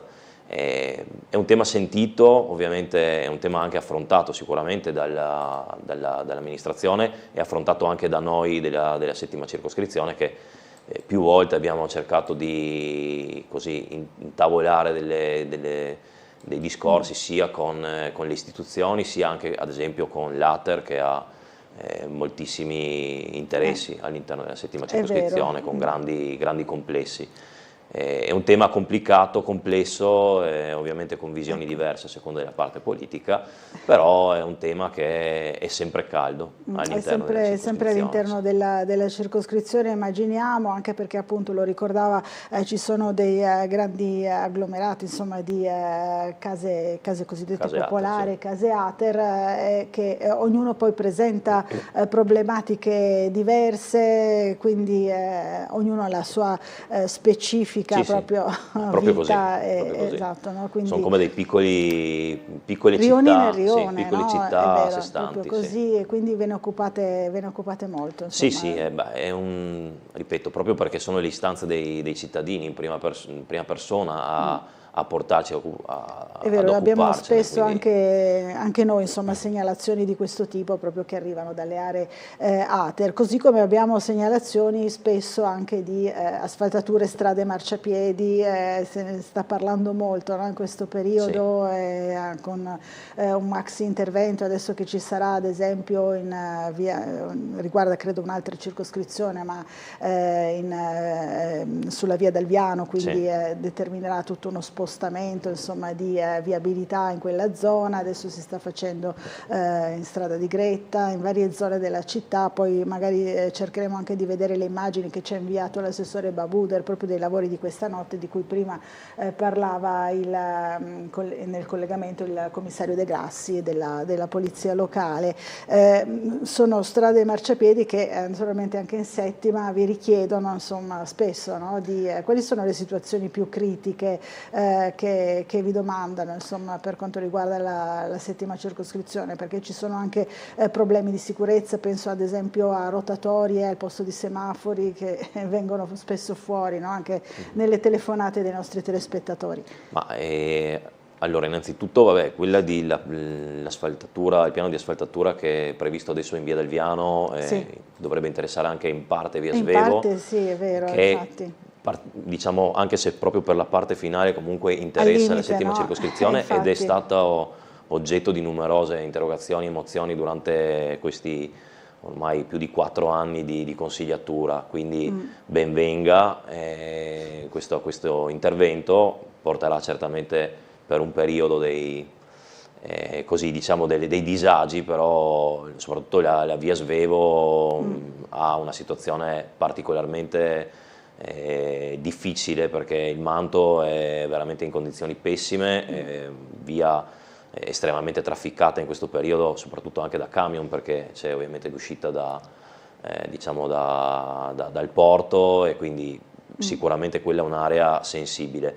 L'altra area che è stata interessata da numerosi interventi per posa di tubature o cavi è la via Flavia, che adesso è una sorta di gruviera, e anche quello è stato oggetto di numerose interrogazioni e richieste. Ci è stato confermato che dovrebbe essere oggetto anche questo di riasfaltatura nei prossimi mesi. Noi ovviamente vigiliamo e saremo attenti. Quello che faccio notare spesso è il fatto che per 4 anni, almeno per quanto riguarda la circoscrizione, perché io ovviamente mi occupo principalmente di quello, per 4 anni gli interventi sono stati veramente risicati su marciapiedi e strade, nonostante le nostre continue richieste. Adesso ovviamente ci si avvicina un po' al periodo elettorale, partono questi grandi piani di riasfaltatura, va bene, ne siamo lieti. Diciamo che forse se si fosse fatto un lavoro un po' più pianificato sarebbe stato meglio. Adesso si sta facendo proprio via Svevo, no? in questo periodo, proprio per preparare questa chiusura della via Dalviano, che ci hanno già richiesto, insomma, per quanto riguarda i dettagli. Abbiamo già realizzato anche un servizio proprio per spiegare come sarà questa chiusura, che durerà 9 mesi, quindi sarà abbastanza impegnativa. Sì, no? impegnativa anche perché sono zone trafficate, zone con presenza di scuole, quindi insomma tutta quell'area, ovviamente c'è un centro commerciale, insomma è un'area con un traffico soprattutto in determinate ore particolarmente importante, quindi sicuramente sarà essenziale fornire adeguata comunicazione, adeguate indicazioni di eventuali percorsi alternativi o percorsi preferenziali da seguire, considerando che appunto sarà un lavoro importante di 9 mesi. Mi auguro che le istituzioni siano pronte a fornire questo servizio ai cittadini e a rendere la situazione meno problematica possibile. Allora, ci scrive Alida, dice: buongiorno, una riflessione circa l'argomento Stadio Rocco. Io mi ricordo che all'epoca fu costruito dopo l'imborezzamento di una vicinanza alla Serie A. Avevo pensato se era il caso di spendere tanto per una città così piccola. Infatti questo può essere il monito per tante altre cattedrali nel deserto che rischiano di essere fatte in un momento di euforia, senza considerare una visione più ampia del tipo quanto durerà. Questa l'idea della signora che dice appunto, in realtà non era stato costruito per i mondiali di calcio, o mi sto sbagliando? Si era cercato di costruirlo per i mondiali, poi non era stato completato in tempo. Però la molla era stata quella. La molla era stata quella. È anche un po' inutile tornare un po' indietro nel tempo, nel senso che quello che è stato, tra l'altro, se posso dire, rispetto ad altri stadi costruiti proprio per il mondiale, il lavoro fatto sullo Stadio Rocco, che è uno stadio nato per il calcio, è un lavoro che è stato fatto bene, considerando l'epoca in cui è stato fatto. C'è ancora adesso, è considerato probabilmente uno dei migliori stadi d'Italia, almeno per quanto riguarda la visibilità e tutto. Quindi è chiaro, all'epoca anche la presenza negli stadi era molto più massiccia di quella che c'è ora, però è anche vero che i lavori di ristrutturazione che sono stati fatti hanno reso lo stadio un po' meno capiente e molto più comodo, quindi recentemente lo stadio è stato adeguato, secondo me, a quelle che sono le nuove esigenze del calcio moderno. Il problema è che ovviamente è uno stadio che come minimo dovrebbe essere destinato a una squadra di Serie B, se non anche di Serie A, purtroppo sono serie che non vediamo da moltissimo tempo, questo è una disdetta da tifoso ovviamente, Chiaro, certo. ma soprattutto un problema per la gestione di una struttura del genere. Della struttura, no? Però la riflessione insomma, della signora diceva sarebbe il caso, visto quello che è successo, è stato costruito insomma, sull'onda dell'emozione, del desiderio insomma, di andare in Serie A, non sia il caso magari di valutare meglio anche altri fenomeni, no? Per evitare di costruire le cosiddette cattedrali del deserto. No? Quello sì, quello sicuramente. Diciamo che ormai gli spazi anche per costruire cose qua a Trieste non è che ce ne siano tantissimi, quindi è un rischio che credo non corriamo più di tanto, forse ci siamo tolti anche il problema della cabinovia, che insomma poteva essere una di queste cattedrali nel deserto, ma onestamente strutture sportive credo che la città sia messa anche piuttosto bene. Ripeto, le due cose, cioè le strutture e le società sportive devono andare di pari passo, altrimenti abbiamo adesso lo stesso rischio anche con il palazzetto, se non anche riusciremo. Col palazzetto del basket, sì. Questa è una questione leggermente diversa, è diversa, no? Però comunque sì. Il sentire dei tifosi, ovviamente calcio e basket sono due anime diverse, però il sentire è quello, c'è una città che non riesce ad esprimere anche diciamo, interessi interni al territorio che possano identificare la società con i cittadini e con la cittadinanza. Purtroppo gli investitori vengono sempre da fuori e in quanto tali... Anche questo è un problema, no? Sì, un problema italiano in realtà, non solo triestino. Un problema italiano, non solo sì. triestino, è vero, insomma un po' di tutte le squadre anche ad alti livelli, no? Lo vediamo. Salvo insomma. qualche rara eccezione, gli investimenti vengono quasi sempre da esterni, dall'estero e quindi con tutti i rischi connessi. È un problema che poi si ripercuote non solo sullo sport, naturalmente questo, stiamo vivendo insomma, anche la crisi Startech ad esempio, quindi sulle aziende, no? Quindi anche in questo caso insomma, il discorso si può sicuramente allargare. Tra i fenomeni appunto che diceva prima, legato in questo caso al turismo, non allo sport, c'è appunto la cabinovia, secondo lei quindi si è detta la parola fine? Siamo ancora in attesa? Io finché non c'è qualcosa di ufficiale non mi esprimerò, però mi auguro che si sia andati verso quella direzione. Insomma, mi pare che non solo diciamo, da chi è preposto a controllare, ma anche all'interno della stessa maggioranza ci sia ormai uno scetticismo abbastanza diffuso, quindi mi auguro che mancando anche non molto alla fine di questa consigliatura, che questa cosa vada definitivamente nel dimenticatoio. Si è già sprecato troppo denaro per un progetto che francamente era insensato. Ha citato le prossime elezioni, insomma, del prossimo anno, insomma, è chiaro che si è già entrati ampiamente insomma, nella campagna elettorale da uno schieramento e dall'altro, poi con queste incognite abbiamo visto anche questo sondaggio, no, dell'SVG che darebbe il vantaggio però senza questa incognita dei cosiddetti vannacciani, il centro-sinistra sul centro-destra. Come valuta insomma, questo sondaggio? Che impressione le ha fatto così di primo acchito? I dati sono interessanti sicuramente, sono anche incoraggianti, sicuramente c'è questa incognita data ovviamente dal partito di Vannacci. È vero che è difficile ipotizzare il partito di Vannacci in uno schieramento diverso da quello del centrodestra, a meno che non decida di andare diciamo da solo, quindi in questi giorni c'è tutta una campagna un po' da parte proprio del centrodestra per collocare invece, per far capire che invece Vannacci stia lavorando per il centrosinistra, no? Quindi... che stia lavorando per il centrosinistra assolutamente no, Vannacci sta lavorando per se stesso, cioè diciamo i vannacciani stanno lavorando per il proprio partito. Sicuramente è una novità, quantomeno a livello partitico, perché poi a livello di posizioni non è che sia particolarmente innovativo. È una novità, sicuramente la fibrillazione presumo sia più nel centrodestra che non nel centrosinistra, ecco. Sarà interessante vedere quanti e soprattutto quali voti riuscirà a portare a casa e da dove li porterà a casa.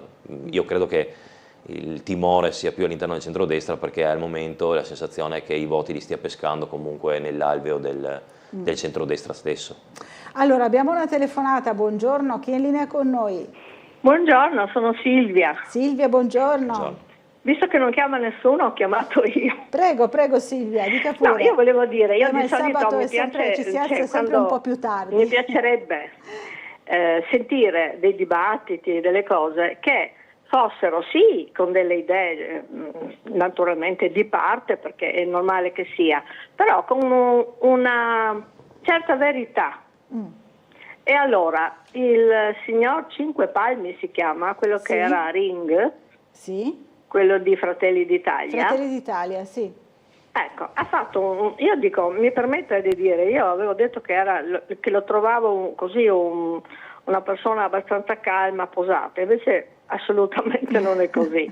Allora, negava che Cosolini aveva un grosso impedimento perché aveva il pareggio di bilancio che lo frenava, ma non era che riguardava solo Cosolini, riguardava l'Italia, riguardava l'Europa. Certo, il patto di Mi sembra stabilità. di ricordare, giusto? Sì. Ecco, allora lui negava, diceva ma no, ma cosa... Ecco, allora questa è la cosa più antipatica che un cittadino possa sentire, perché io non è che poi voterò a destra o voterò a sinistra, io avrò le mie idee, me le terrò, però pretendo l'onestà intellettuale, perché aiuta un po' tutti. Capire quello che è di Cesare e quello che non è di Cesare, e dire, raccontare balle e l'insulto e la mancanza di rispetto più grave verso noi cittadini, sia di destra che di sinistra, uguale. Capito, bisogna Silvia. dire le cose, dopodiché saperle le cose ti fa scegliere anche meglio, con maggiore obiettività, secondo le tue aspirazioni, le tue idee. Mi piace la persona che viene in studio e parla onestamente, che non ha paura di esprimere le proprie idee a fronte anche di azioni magari positive fatte dall'avversario, perché qualche cosa magari ci sarà. Io ancora veramente aspetto, dopo 4 anni, una sola cosa positiva e che abbia cambiato un pochino in meglio la mia vita da questo governo. Ancora non ho sentito una cosa dal governo nazionale, sento intende? dire bisogna fare, ma penso che forse si rivolgano alla sinistra a questo punto, ai progressisti, perché non hanno altro da dire che bisogna fare, chi lo deve fare? Ormai sono alla fine del mandato, ecco, quindi io desidero sentire dalle persone quello che hanno fatto. Capito, quello Silvia. è molto importante, ecco. Va bene. Non conoscevo il suo ospite sinceramente, ma mi pare di aver capito che è nella zona dei progressisti, no? Sì, è del Partito Democratico, sì. Ecco, anche da lui chiedo onestà intellettuale verso gli avversari, perché farà una bella figura lui, prima di tutto. Ecco, Chiarissimo. Grazie Silvia, buona giornata. Insomma, la signora Silvia apprezza più questo atteggiamento riguardo l'esposizione, no, delle proprie idee politiche o quello che si fa a livello amministrativo. Insomma, la ringraziamo. Concorda. Allora ci dobbiamo fermare per una brevissima pausa pubblicitaria e ci vediamo fra pochissimo.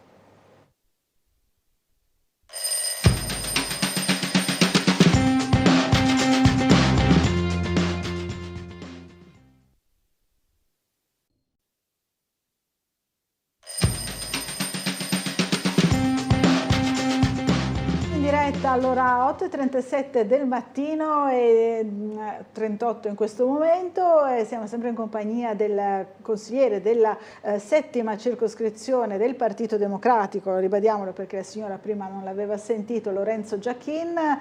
Grazie ancora di essere qui. Allora c'è una mail da parte del signor Roberto che ci scrive: certo che se si parlasse di crisi industriale e occupazione con lo stesso impegno con cui si parla di calcio, Trieste sarebbe stracolma di aziende e lavoro, ma sembrano argomenti secondari, dice Roberto. Ha ragione, insomma. Sicuramente non sono secondari, questo è scontato, però poi ci sono ovviamente magari momenti o ambienti in cui parlarne, forse altri meno adatti.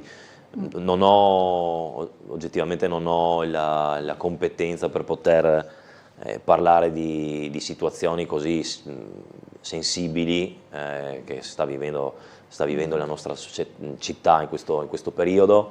C'è ovviamente grande attenzione, c'è grande vicinanza a tutte le realtà che stanno vivendo crisi importanti, come dicevamo prima, quasi sempre crisi che non sono legate a carenza di professionalità, di produttività, ma spesso e volentieri sono all'interno di logiche di grandi gruppi che fanno scelte, diciamo, di convenienza e che poi rischiano scelte che rischiano di mettere in ginocchio non solo le famiglie che lavorano, ma la città stessa, perché ovviamente significa creare situazioni di disagio che devono essere affrontate, poi ci sono tutta una serie di conseguenze sull'indotto, insomma, situazioni molto, molto pesanti per le quali sarebbe opportuno agire ovviamente anticipatamente. Spesso e volentieri invece sono dei fulmini a ciel sereno e difficili anche da gestire. E non sono semplici da gestire, è vero, sia da parte sindacale che da parte delle istituzioni, che però insomma, ultimamente sono abbastanza attente, no? a queste crisi industriali e a tutelare soprattutto i lavoratori. Allora, una telefonata, buongiorno. Buongiorno, sono Rosa, telefono dalla via Tirano. Via Pirano, allora, sì. C'è un traffico, sempre tanto traffico da quando hanno messo i semafori, e il semaforo di via Pirano dura pochissimo, fa una fila lunga, tante volte anche 2 autobus che aspettano, perciò penso che non sia un'aria buona, anche perché ci sono bambini piccoli e non possono stare fuori nel pergolo. E capito. Se magari potreste il rosso, che duri di meno. Ho capito, cioè è troppo lungo il rosso e breve il verde, insomma. Se fa tanta fila, la via Baiamonti è scorrevole, è anche più larga, ha alberi. Noi abbiamo una via stretta e si blocca tutto il traffico fino giù via Capodistria. Adesso che faranno i lavori in via Dagliano, in via Svevo, saranno quelli di San Giacomo, di Fonciana, che passeranno tutti di qua. Sarà un disastro. Già adesso è un disastro, figurarsi dopo quando inizieranno i lavori. Se potreste almeno il rosso che duri di meno, che sia più verde, più scorrevole il traffico della via Pirano verso la via Baiamonti. Capito, grazie Rosa della segnalazione, è una zona molto, molto oberata, insomma, in questa zona, ricordiamo, ci saranno i lavori proprio della chiusura della via Dalviano che si ripercuoteranno, ha ragione la signora Rosa, no? Proprio su quell'area, insomma, su quelle strade. È una situazione nota, ci era già arrivata anche una segnalazione simile in circoscrizione. Vero è che era un incrocio che necessitava sicuramente di un intervento. Diciamo che noi siamo basati su quelli che sono i dati riportati anche dalla Trieste Trasporti, che si è detta comunque soddisfatta della soluzione. Vero è che soprattutto quando ci sono i picchi di traffico, quindi in determinate ore del giorno, la via Pirano, proprio per la sua conformazione, che effettivamente è una via stretta e non particolarmente, con palazzi anche alti, quindi può soffrire di inquinamento, perché si possono creare delle file. Porterò la segnalazione sicuramente in consiglio. Quello che secondo me è importante di questa segnalazione è il punto relativo ai futuri lavori di via Dalviano. Io ovviamente mi auguro, ma mi farò carico di portare questa segnalazione anche in circoscrizione, quindi al Comune, di rivedere eventualmente le tempistiche per quanto possibile, perché poi ovviamente tutta una serie di incastri con gli altri semafori, anche con quelli con la via dell'Istria, però di rivedere magari le tempistiche degli impianti semaforici per rendere un po' più scorrevole il traffico. Allora c'è un'altra telefonata, pronto, buongiorno? Sì, pronto, buongiorno, sono in linea? Sì, buongiorno. Buongiorno Bucarella, buongiorno gentili ospiti e tutti i telespettatori di Tele4. Buongiorno a lei. Guardi, io mi sono permesso oggi di intervenire perché mi ha colpito molto, diciamo, la telefonata della signora prima, sì, che chiedeva a quelli del centro-sinistra che cosa fanno, che quelli di centrodestra fanno tanto, no? È una cosa che mi ha colpito perché fondamentalmente, diciamo, riassume un po' la politica italiana. Allora, premetto una cosa, non sono simpatizzante del centro-sinistra, uno dei tanti motivi per cui non sono simpatizzante è perché fondamentalmente la politica del centro e della sinistra è viziata dai finanziamenti esterni che ricevono dalla finanza estera, inerente, diciamo, a tutto il loro piatto forte, cioè LGTB, LGBTQ, come si dice, poi i migrati, tutte queste cose qua, no? Quelli non sono farina nel loro sacco e questo è uno dei motivi per cui non sono mai di sinistra, a meno che non abbiurino. Però il centrodestra diciamo, da Conte in poi, cioè del 5 Stelle in poi, i governi hanno incominciato a enfatizzare il loro apparato di natura tale, in maniera tale da incominciare a raccontare delle minchiate. L'ha incominciato, diciamo, il 5 Stelle e per finire, diciamo, con il centrodestra, che lo sta facendo in maniera molto interessante a livello di comunicazione per due motivi. Uno, perché le spara veramente grosse, ma veramente, cioè, cose abominevoli.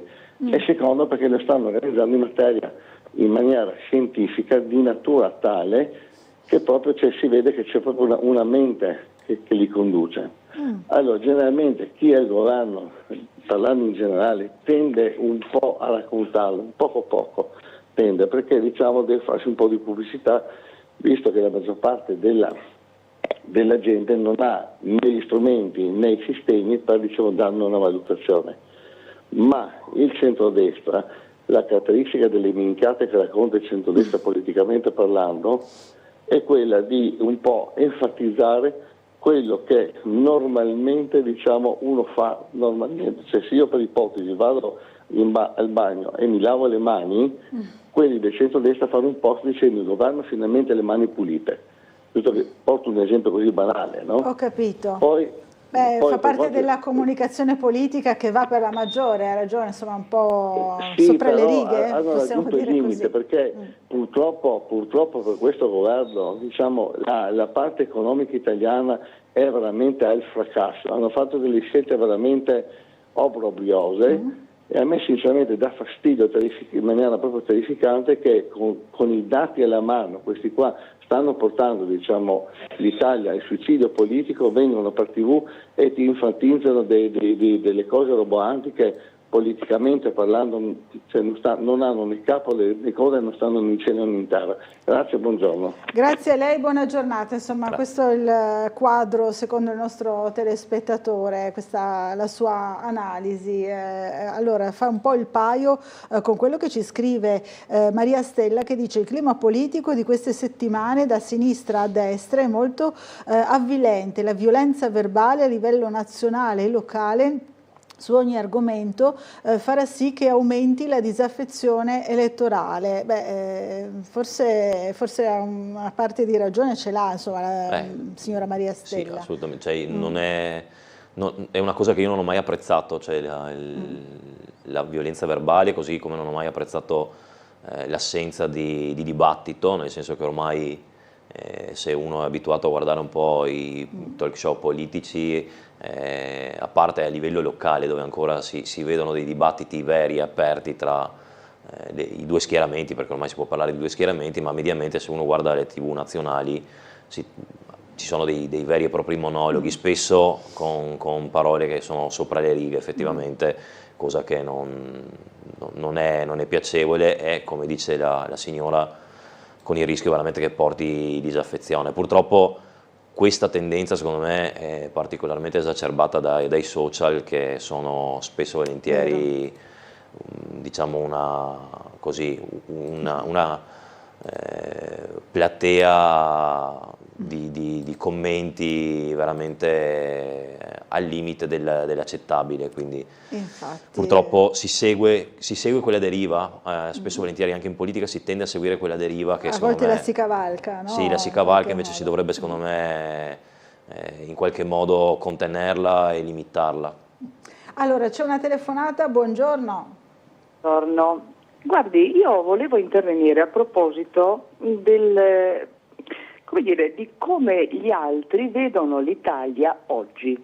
Le spiego perché. Allora, io innanzitutto mi trovo ad avere una nutrita parte di famiglia, diciamo in Germania, in diverse città, famiglia che ovviamente a sua volta, si è sposata con persone tedesche, quindi non sono di parte necessariamente pro Italia, pro governi, cioè seguono relativamente la nostra politica, però quello che è interessante è che queste persone lavorano in vari campi, cioè andiamo dalla persona che lavora al supermercato, al dirigente di azienda, ai dirigenti di Generali, ad altre persone, cioè veramente nelle banche abbiamo una rappresentanza trasversale di mestieri e di ambienti. Queste persone, quando noi ci troviamo una volta ogni tanto, diciamo così, tutti insieme, e alcuni neppure parlano italiano tra l'altro, mi dicono tutti la stessa cosa. Beati voi che avete la Meloni. Voi non sapete, non vi rendete conto del lavoro magnifico che questa persona sta facendo per l'Italia ed in Europa. Queste persone tutte, e sono anche tra l'altro ideologicamente e politicamente di varie idee, nessuno la pensa cioè non tutti la pensano alla stessa maniera, però concordano sul fatto che effettivamente la Meloni in Europa sta facendo una splendida figura, e la stessa cosa tra l'altro mi racconta anche mio marito, che ha un mestiere che lo porta a girare parecchio l'Europa, ad essere molto spesso in contatto con colleghi internazionali, non solo europei ma anche extraeuropei, ad esempio degli Stati Uniti, ma non solo, ripeto anche di altre parti, giapponesi, cinesi, indiani, altre parti, e tutti hanno il massimo rispetto della Meloni. Questo per dire attenzione, perché noi vediamo soltanto quello che ci raccontano i nostri giornalisti, i nostri corrispondenti, e che vogliono dire, cioè usano dei certi termini, interpretano certi fatti, ma quello che invece si vede oltre è ben diverso. Quindi attenzione prima di criticare sempre il nostro governo. Grazie. Capito. E buona giornata. Grazie e buona giornata. Ci ha portato questa esperienza anche che non conoscevamo, no? Proprio diretta, la signora che ha telefonato. Cosa pensa di quello che ha detto la signora? Il primo pensiero che mi viene è che onestamente se guardo un po' quella che è l'attuale situazione della stampa italiana, onestamente la maggior parte mi pare schierata dalla parte del governo, quindi tutte queste critiche da parte della stampa io non le vedo, questo è il mio punto di vista. Ovviamente io ho un punto di vista molto diverso rispetto a quello che è stato detto, sicuramente la visibilità del governo Meloni e della Meloni in particolare è alta in questo momento, sui risultati a livello internazionale ho una visione completamente diversa da quella che ci è stata portata onestamente. Allora, Raffaella ci scrive: buongiorno, ho sentito la signora poco fa parlare dell'incrocio di via Pirano e via Baiamonti. Volevo segnalare che gli oleandri e gli ombrelloni della pasticceria all'angolo coprono il semaforo, andrebbero spostati, insomma, quindi c'è un'altra segnalazione. più facciamo carico puntuale. Grazie alla signora Raffaella. Buongiorno, mi rivolgo alla gentile signora Silvia, ricordo, scrive Enzo, che per ben 11 anni qualcuno ci ha impedito di espletare un diritto che è quello del voto e non mi pare che apparteneva al centrodestra. Per un po' di tempo non si udiva il pensiero unico. Provi a ricordare chi ci ha messo in questa situazione, dice Enzo, fin dalla trattenuta sulla busta paga per entrare nell'utopia Europa. Insomma, questa è la... 11 anni? Sì, 11 anni, 11 dice. Anni. Non si è votato per 11 anni. Vabbè. Allora, una telefonata, sentiamola. Pronto, buongiorno. Buongiorno, sono Dino. Dino, buongiorno. Ho sentito la telefonata che ha fatto la signora. Sì. Madonna, viviamo in un paese del Bengodi. Porca miseria. Qua diventiamo tutti ricchi. Io ho fatto un giro in Danimarca, in Svezia, in Norvegia. Quello che dice la signora, almeno che lei contestato niente, anzi, dirò di più, che là ci dicono, ma come? È la seconda Berlusconi questa? Ci prendono in giro. Perché questa è come avere un governo totalitario. Allora io quella signora che parla di giornali, ma che giornali legge, signora? Mi scusi, Allora la Verità parla forse contro la Meloni, Libero parla contro la Meloni, Il Giornale parla contro la Meloni, Il Mattino parla contro la Meloni, il Tempo di Roma parla contro la Meloni. Ma quanti giornalisti lei vede? Non so, quanti giornali sono, signora? Molti giornali orientati a centrodestra, altri. Questo meraviglioso governo che ha spiegato la signora, ma come mai abbiamo 6 milioni di poveri, 6 milioni che non si curano più, le pensioni sono da fame, tanto fa che si pensa di chiedere e chiederemo, perché io faccio parte di noi pensionati insieme anche alla 14ª, perché persone che prendono 1.100 euro o 800 euro o 1.500 non ce la fanno finire il mese, signora. Ma come si permette neanche di parlare una cosa? Lei giustamente può avere la sua, non può dire le cose. Ognuno esprime la propria visione. Perché i cittadini non sono scemi, vivono al supermercato, quando vanno a fare la spesa, vivono con le bollette della luce quando arriva, quando vanno a fare la benzina, che le grandi accise della Meloni, ricorda signora, lei che ha telefonato che la Meloni è grande, è venuta con 50 euro dal distributore, ha detto il governo è ladro perché porta via 35 euro e 15 euro rimane al benzinaio.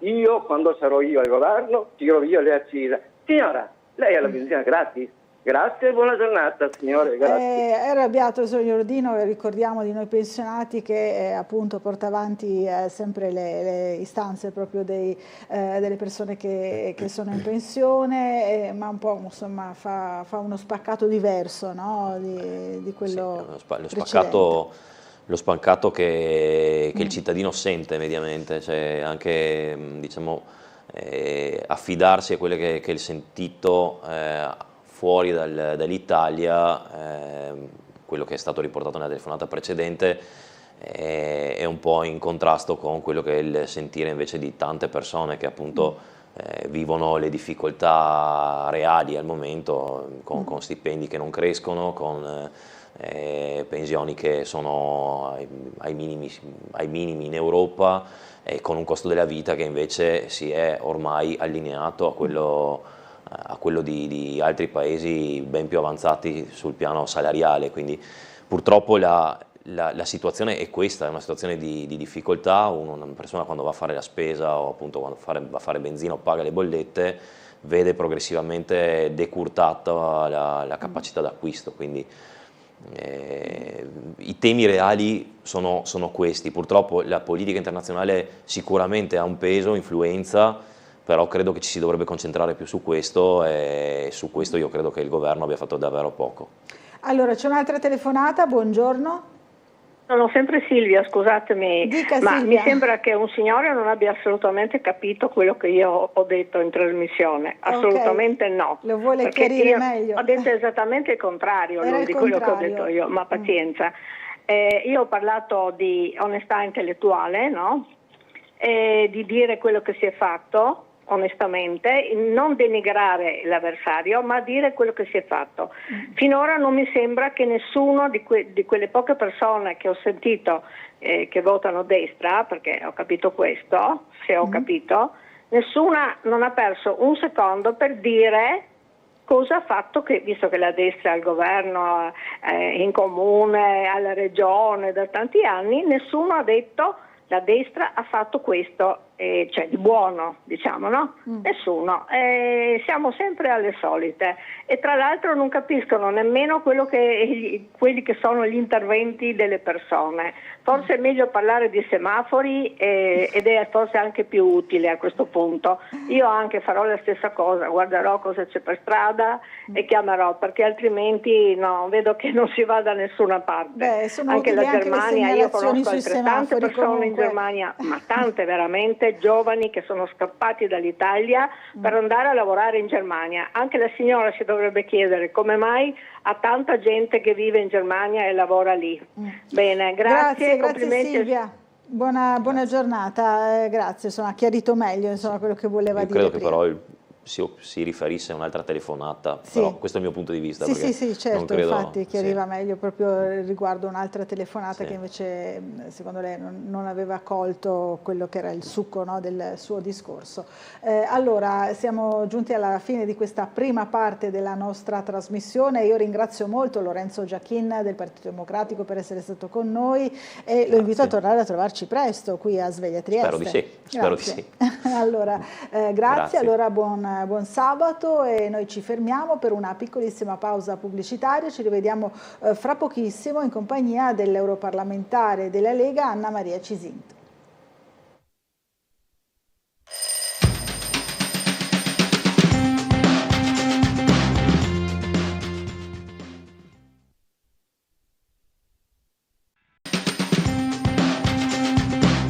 Bentornati in diretta. Allora 9:03 del mattino diamo subito il buongiorno all'europarlamentare della Lega Anna Maria Cisinte. Buongiorno. Buongiorno e grazie, buongiorno a tutti. Ben arrivata alla nostra trasmissione. Allora abbiamo sentito Anna Maria Cisinte qualche giorno fa in merito a una notizia di cronaca giudiziaria che ha visto coinvolto un caso di cui avevamo già parlato in passato, un cittadino afghano che teneva sotto scacco la propria famiglia, la propria compagna e i figli per insomma una interpretazione molto radicale di quelli che sono i dettami del Corano, no?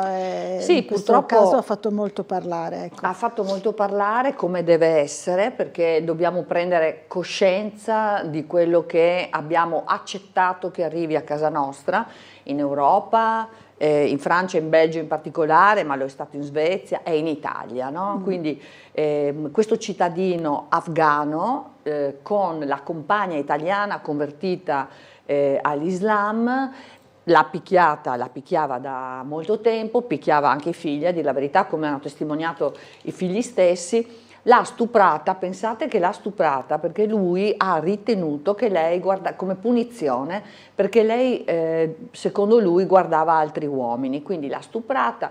Questa donna era incinta, ha pure partorito e lui ha dato la responsabilità dell'aborto, ha abortito e lui ha dato la responsabilità dell'aborto alla donna che non pregava sufficientemente Allah.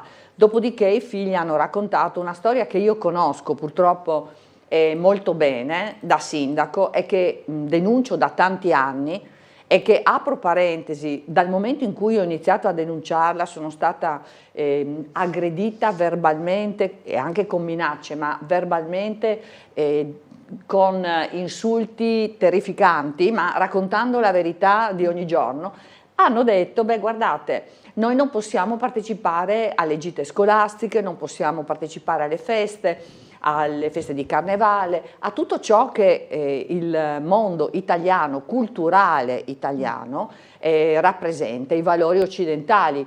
Ecco, è una situazione al limite, ma non dobbiamo pensare che questa sia una situazione occasionale. Ecco, quello che cerco da tempo di portare avanti è un'idea di consapevolezza di ciò che significa l'applicazione fanatica dei dettami del Corano, che però non è purtroppo limitata a un caso, a 5 casi, è una cosa diffusa, perché nell'Islam prevale l'idea della comunità più che del valore dell'individuo, e di conseguenza c'è chi è più fanatico di altri, però sicuramente questo nella sua prevalenza significa che se tu non ottemperi ai dettami sei fuori dalla comunità, che per loro è una cosa assolutamente tragica.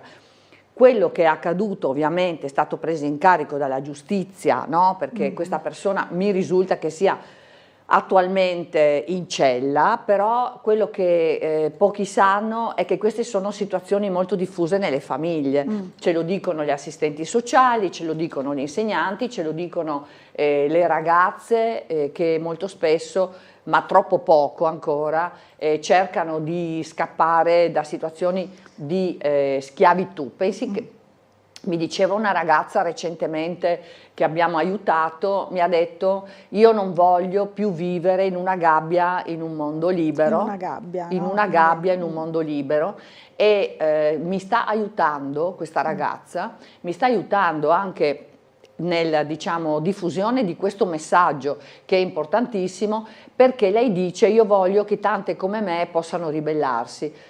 Aggiungo che abbiamo però, perché poi uno ti dice sì, però la consapevolezza oggi c'è, sì c'è, sono 10 anni che faccio questa battaglia, devo dire che da 3-4 anni apri i giornali, no? Anche quelli nazionali, e capisci che adesso si sa che cosa succede, perché non è una questione di diritto di culto, è una questione molto diversa di Islam politico, cioè di obiettivo di sovvertire la democrazia, che non possiamo permetterlo, e l'altro obiettivo è l'applicazione della Sharia, e l'altra questione è la vicinanza però anche a forme di terrorismo, come hanno dimostrato raccolte fondi di persone che oggi sono come Hanun in carcere perché raccoglievano fondi ed erano vicine ad Hamas, e allora io credo che noi abbiamo un dovere, che è un dovere civico dei cittadini, un dovere politico per chi come me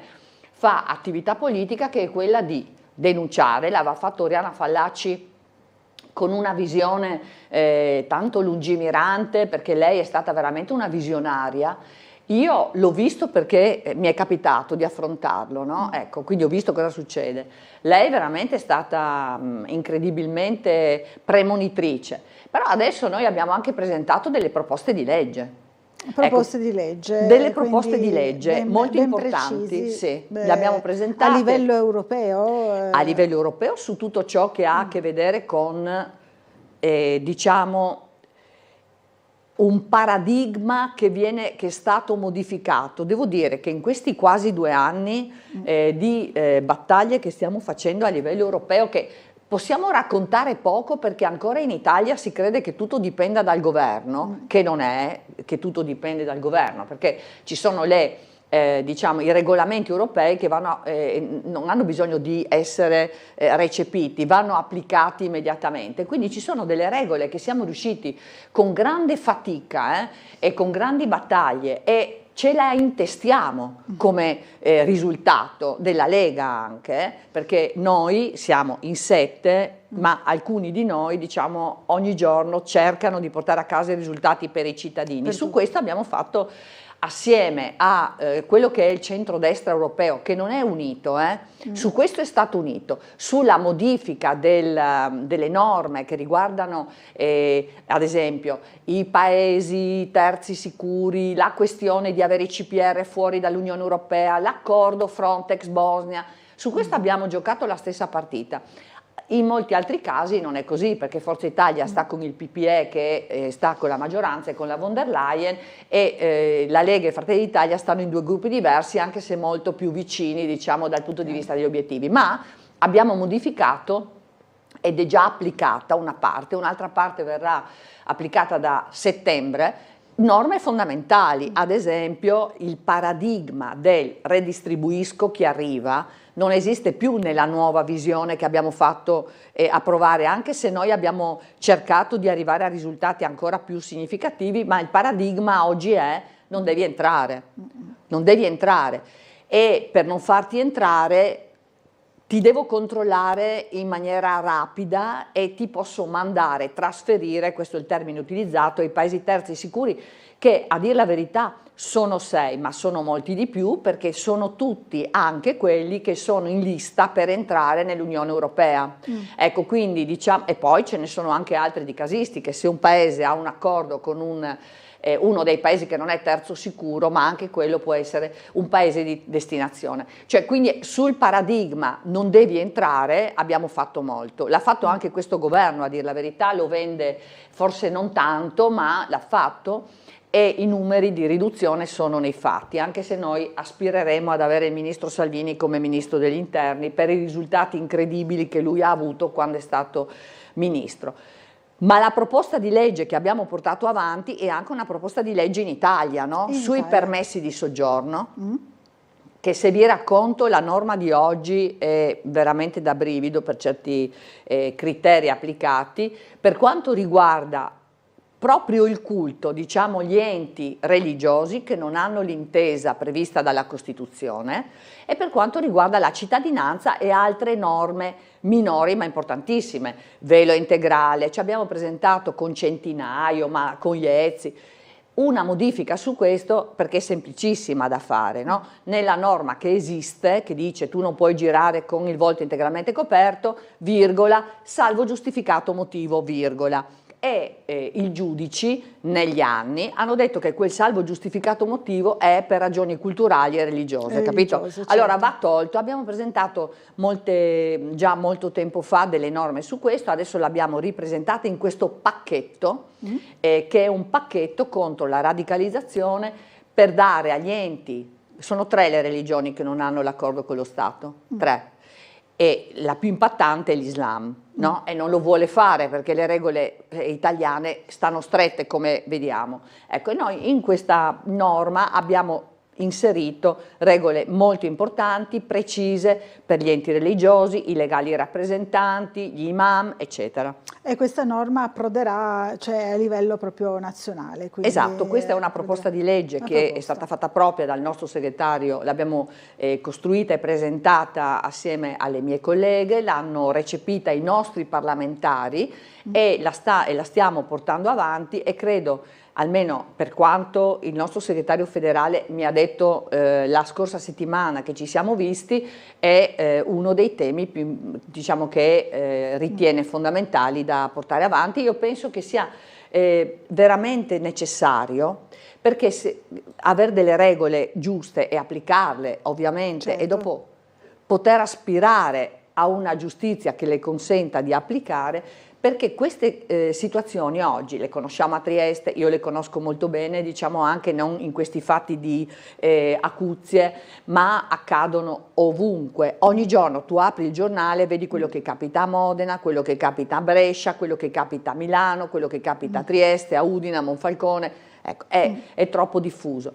Chiudo su questo ragionamento perché è parecchio importante, dicendo anche che in realtà oggi anche i giovanissimi ci devono preoccupare. L'altro giorno ho avuto nel podcast che faccio un incontro con un esperto di terrorismo e ci ha raccontato quali sono i segnali dei bambini dai 12 ai 23 anni che le mamme e i papà dovrebbero immediatamente cogliere per capire che quel bambino, quel ragazzo, che con i social, con altre modalità, le moschee regolari, le predicazioni, se hanno una mente, diciamo, come è normale che ci sia per un ragazzo, un bambino più, certo, diciamo, debole, tra virgolette, più fragile, è possibile che avvii. Quindi i segnali sono, e tra l'altro cambiano ovviamente in maniera dinamica sempre, ma sono inequivocabili. Diceva, attenzione se si isola, attenzione se mangia con una mano sola, attenzione. Ci sono delle modalità per cogliere l'avvio della radicalizzazione e quindi del pericolo anche del terrorismo, di età che stanno scendendo sempre di più. Sempre di più. Allora, c'è una telefonata, sentiamola. Pronto, buongiorno. Attenzione, ci sono Pronto? Buongiorno. Sentiamo il ritorno della voce, ma credo sia caduta la linea. Purtroppo, allora invitiamo il nostro telespettatore eventualmente a richiamarci. Ci scrive Maria Stella: caro onorevole, osteggiare il generale non porterà vantaggi alla destra ma aiuterà la parte avversaria, apprezzerei di più dialogo costruttivo, dice, e si riferisce al mio collega, ma io Vannacci, no? Devo dire che ci lavoro assieme da quasi 2 anni, quindi lo conosco abbastanza bene. Non faccio parte della schiera, mi è dispiaciuto molto l'approccio, diciamo, del mollo la barca, perché io credo che si debba fare la battaglia all'interno delle proprie case, è quello che non sempre con facilità cerco di portare avanti, la battaglia per i cittadini all'interno del mio partito. Non tutti sono d'accordo su tutto, ma è così nella vita, no? Se tu vuoi raggiungere degli obiettivi non è che ti devi fermare perché c'è qualcuno che ti osteggia, se ci credi.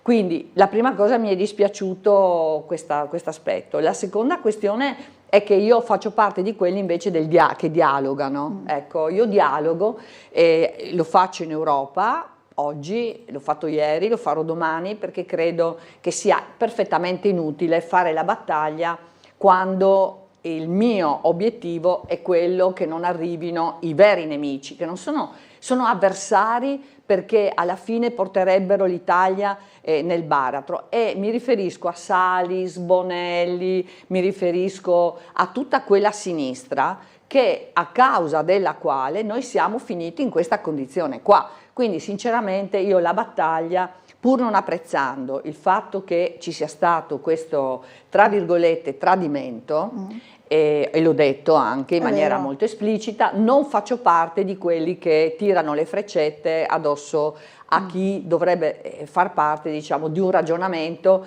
che poi per lui è facile, per Roberto è facile, perché ovviamente quando stai all'opposizione puoi dire molto più facilmente tutto, perché non devi dimostrare che fai, no? Ecco.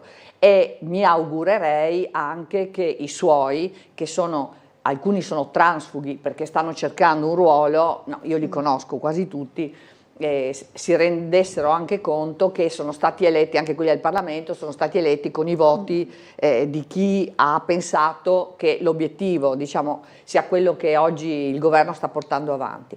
Però faccio parte di quelli che invece vogliono dialogare, perché per me l'avversario oggi è il PD, che non ci dice bene, che porta i candidati, come a Venezia, che porta i candidati che dicono in bengalese con la bandiera del Bangladesh: noi vogliamo entrare in comune per portare Allah in comune. Per me quello è l'avversario, e la Salis che occupa le case. No? Abbiamo visto, insomma, le ultime elezioni, è stata una strategia, per fortuna che non l'abbiamo detto, portato, no? Sì, però sono entrati nelle circoscrizioni, quei due che dicevano che vogliono portare, non sono entrati in comune, ma sono entrati nelle circoscrizioni, e l'obiettivo che hanno, l'hanno esplicitato chiaramente: vogliamo modificare il piano regolatore, fare le moschee, fare i cimiteri islamici, normalizzare la questione del velo integrale. Se gli chiedi, perché noi abbiamo presentato anche 10 punti, noi abbiamo detto: firma che davanti al contrasto tra il Corano e la legge italiana tu scegli l'applicazione della legge italiana,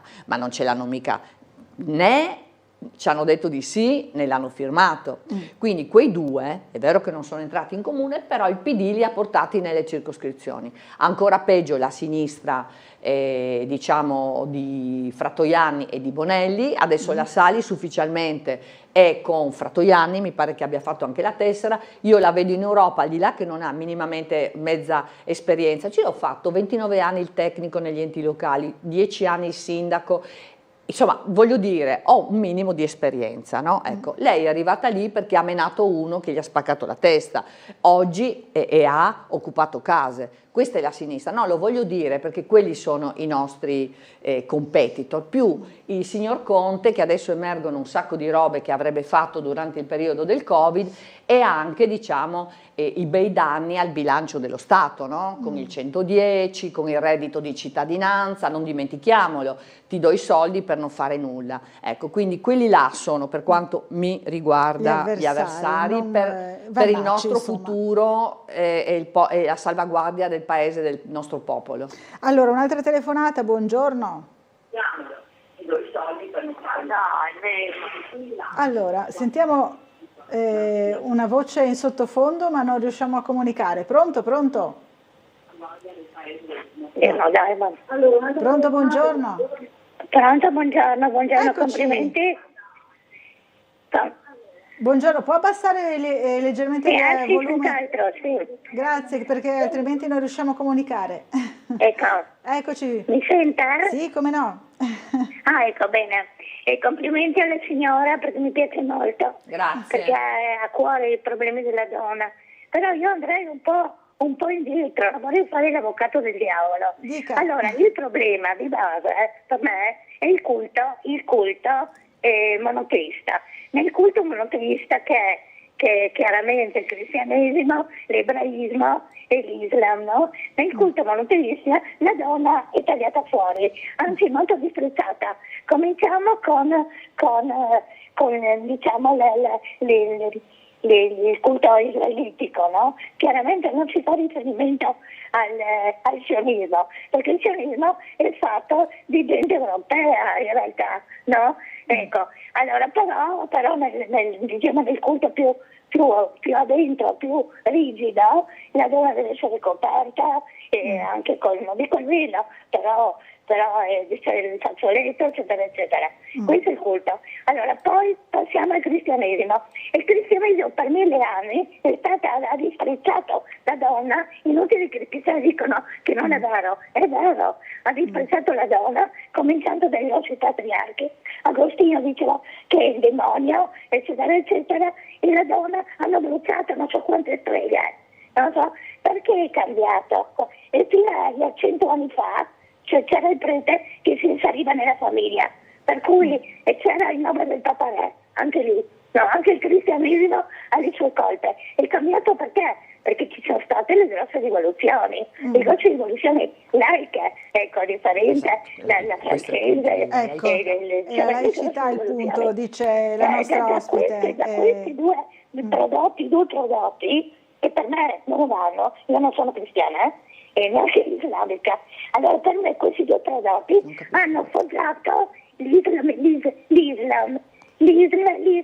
che è il prodotto di queste due cose, per me baccate. Adesso bisogna guardare, si dovrebbe valorizzare la donna di per sé, che poi anche l'Italia. Valorizzare la donna. Sì, non si sente benissimo, signora, però abbiamo capito il concetto. Però abbiamo capito il concetto, insomma, con tutto l'excursus sulle varie religioni monoteiste, no? Però il punto, diceva appunto giustamente Anna Maria Cisinte, è proprio la laicità, no? Sì, la differenza. Questa è la parola chiave. Sì, esatto, cioè in realtà l'Islam è una teocrazia, cioè non a caso ho introdotto anche il ragionamento, ha ragione la signora rispetto alla necessità del rispetto della donna, no? Sì. Ecco, bambina e donna. Nella mia esperienza in questi 10 anni ho visto che quasi tutte le bambine di seconda media, dopo aver avuto le mestruazioni, diventano papabili per il matrimonio nell'Islam, e i papà sono i proprietari delle figlie e decidono con chi deve sposarsi la figlia,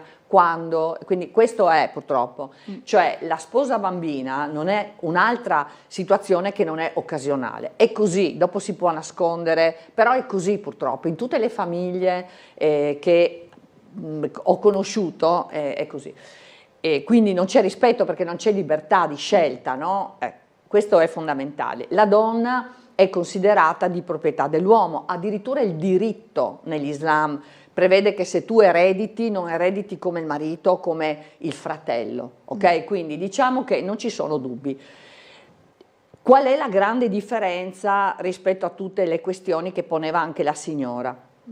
Che l'Islam è una teocrazia, cioè ha la compromissione della religione con lo Stato. Che cosa prevale? Prevale lo Stato, e lo dice anche l'intelligence, non solo francese. Adesso c'è un report che ha 2 anni dell'intelligence francese che dice allarme rosso a Macron, e però c'è recentissimo un report importantissimo della diaspora israeliana, un ministero che su questo ha puntato l'attenzione, che dice la stessa identica cosa, no? Siamo oltre il limite di ciò che per loro è l'obiettivo, cioè sovvertire la democrazia e imporre le regole che sono quelle previste dai fanatici, perché non è che non ce l'abbiamo con gli islamici, con le persone, assolutamente, e poi ci sono anche zone dove è vissuta in maniera assolutamente diversa. Quello che stanno portando in Europa però è questo, quello che stanno portando in Italia è questo, quello che io ho visto succedere nelle zone adesso che frequento, non solo da europarlamentare, non solo nella mia regione, ma anche fuori, è questo. Quindi la teocrazia significa che vogliamo entrare a governare dalla porta principale. Quando siamo entrati decidiamo con il sorriso, non con la spada, perché non facciamoci imbrogliare dal modo. A volte le peggiori cose che fanno le persone sono fatte con il sorriso, ma quello che è il contenuto di quello che ti viene fatto con il sorriso, con la modalità affabile, con la carezza, è molto più grave di quello che magari ti viene detto con un po' di ruvidità. Io preferisco la persona ruvida, onesta, leale, che ti dice, che ti salvaguardia, alla persona affabile che però è pronta, come succede nella taqiyya. Nel Corano prevede questa formula che si chiama taqiyya: ti dico come vuoi e quello che vuoi, ma raggiungo i miei obiettivi. E quindi questo è l'obiettivo. Decido poi io quello che non arriveremo agli estremi dell'Afghanistan. Ma guardate che la situazione in alcuni paesi che non sono neanche troppo lontani è per la donna talmente grave, ma lo sapete che ad agosto 2025 c'è stato il terremoto in Afghanistan, le donne sotto le macerie urlavano disperate, i soccorsi che sono solo maschili non potevano salvarle perché l'uomo non può toccare la donna, sono morte perché non potevano essere toccate, sono considerate, per come vediamo le fotografie, ma ce ne freghiamo purtroppo troppo spesso. In Iran sto seguendo delle ragazze a Trieste e a Milano, giovani, che mi dicono che il giorno prima erano a ballare, il giorno dopo è arrivata la polizia morale, loro non se ne sono accorte, è arrivata con il sacco da mettere in testa. Ecco, quindi l'attenzione a ciò che sta arrivando, per me, ormai è una missione, perché appunto ho testimonianze, non fantasie, ho testimonianze che dobbiamo muoverci con urgenza. Ecco, per queste le proposte di legge di cui parlavo prima che ci sono, e che io mi auguro che la coalizione poi appoggi, perché è chiaro che la Lega da sola non è che può, è una tutto, questione... No? Ben più ampia, lo dico con la mia solita franchezza. Appello alla coalizione, insomma. Appello a fare le cose che abbiamo detto che possiamo fare, e i risultati che abbiamo anche già ottenuto sono importantissimi, vengono raccontati poco e a volte male, ma abbiamo già raggiunto risultati molto importanti, e che eravamo e siamo in una situazione, non è che con la bacchetta magica tu arrivi e risani, quando ci sono anni e anni di errori, di buonismo, di porte aperte, di sbagli gravi, è come a scuola: se tu prendi 3 in matematica non è che la verifica dopo prendi 8, devi passare attraverso lo studio, l'applicazione, il tempo che ti serve, ecco, questo è però la convinzione che questo sia da fare. Allora dobbiamo fermarci per una piccola pausa pubblicitaria, ci rivediamo fra pochissimo ancora in compagnia dell'onorevole Cisinte.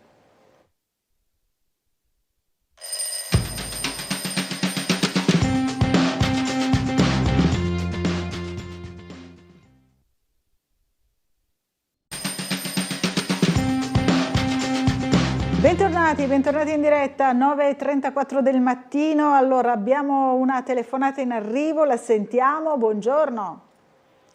Buongiorno a lei e al suo ospite, sono Gino. Buongiorno Gino. Innanzitutto un ringraziamento alla Cisinte di esistere, perché l'Europa bisogna portare avanti questi discorsi.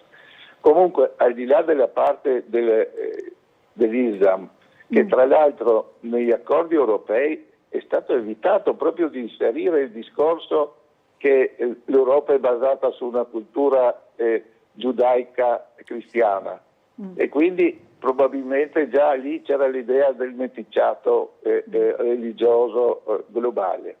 Però un altro problema grossissimo l'Europa ci dona ed è quello del discorso economico. Oggi proprio ieri è successo che la BCE ha aumentato il tasso di sconto di 0,25 e questa è una dichiarazione di guerra economica. Cioè siamo in una situazione in cui ovviamente il costo delle merci eccetera aumenta perché si sta introducendo inflazione che però è dovuta a uno shock esterno, non a una disponibilità troppo di soldi all'interno del mercato. Anzi, adesso i soldi cominceranno a scarseggiare perché il valore sta scendendo e tutte le nostre industrie che in questo momento saranno in difficoltà prenderanno ancora di più difficoltà dal fatto che tutti i prestiti costeranno molto di più. Quindi in questo punto la situazione delle regole europee è contro gli stati, è contro l'attività economica, cioè non è più un qualcosa che favorisce lo sviluppo e il benessere dei cittadini, è un nostro nemico. E questo non va bene, è contro le regole e quindi va abolito a sto punto, è chiaro che va abolito. E la CISINT, voglio sapere qual è la sua idea su questo, cosa perché ormai pensa di questo? È chiarissimo. Grazie, buongiorno. Grazie Gino, buona giornata. Grazie. No, ringrazio il signor Gino, lo saluto e diciamo che ha ragione e cosa accade da tempo, anche questo nel silenzio purtroppo abbastanza diffuso di media e direi anche da una parte della politica. Accade che quando nei precedenti 10 anni l'Unione Europea, che non è l'Europa perché io sono favorevole alle aggregazioni, no? Il problema è che questa Unione Europea non funziona, che è burocratica, che non è eletta, cioè chi decide non risponde a nessuno ed è una cosa che da nessuna parte accade, no? Cioè io se sbaglio rispondo quando faccio il tecnico, rispondo quando faccio il sindaco, rispondo. Lì la von der Leyen e il suo gruppo non risponde per nulla di niente. Quindi sono anni e anni di scelte sbagliate su che cosa? Ad esempio l'aspetto economico che mi sta molto a cuore perché qualcuno crede che io parli solo di Islam, no? Ho fatto 10 anni il sindaco diversificando proprio perché l'aspetto economico e del lavoro mi stanno in cima ai pensieri. Lì noi stiamo combattendo prima di tutto questo gravissimo Green Deal che ha generato un vantaggio alla Cina gigantesco, che ha deindustrializzato per le scelte capestro che ha fatto su emissioni CO2 per cui l'Europa in realtà ha un budget molto piccolo di possibili riduzioni, ma con sanzioni, obblighi a reinventarsi modalità che non può essere solo l'elettrico, certo. Abbiamo visto in questi periodi di Hormuz modalità senza investimenti, senza riuscire a spingere nella maniera giusta perché ci sia una gestione dell'utilizzo e della produzione soprattutto dell'energia adeguata. Cioè l'Unione Europea cosa ha fatto? Ha deciso, con un nome, si chiama tassonomia, ha deciso di individuare alcuni filoni per la produzione di energia che andava bene solo alla ideologia europea e ha svantaggiato tutto il sistema economico dei Paesi membri dell'Unione Europea. Questo l'ha fatto anche per l'agricoltura, per la pesca, però non ha svantaggiato i Paesi terzi.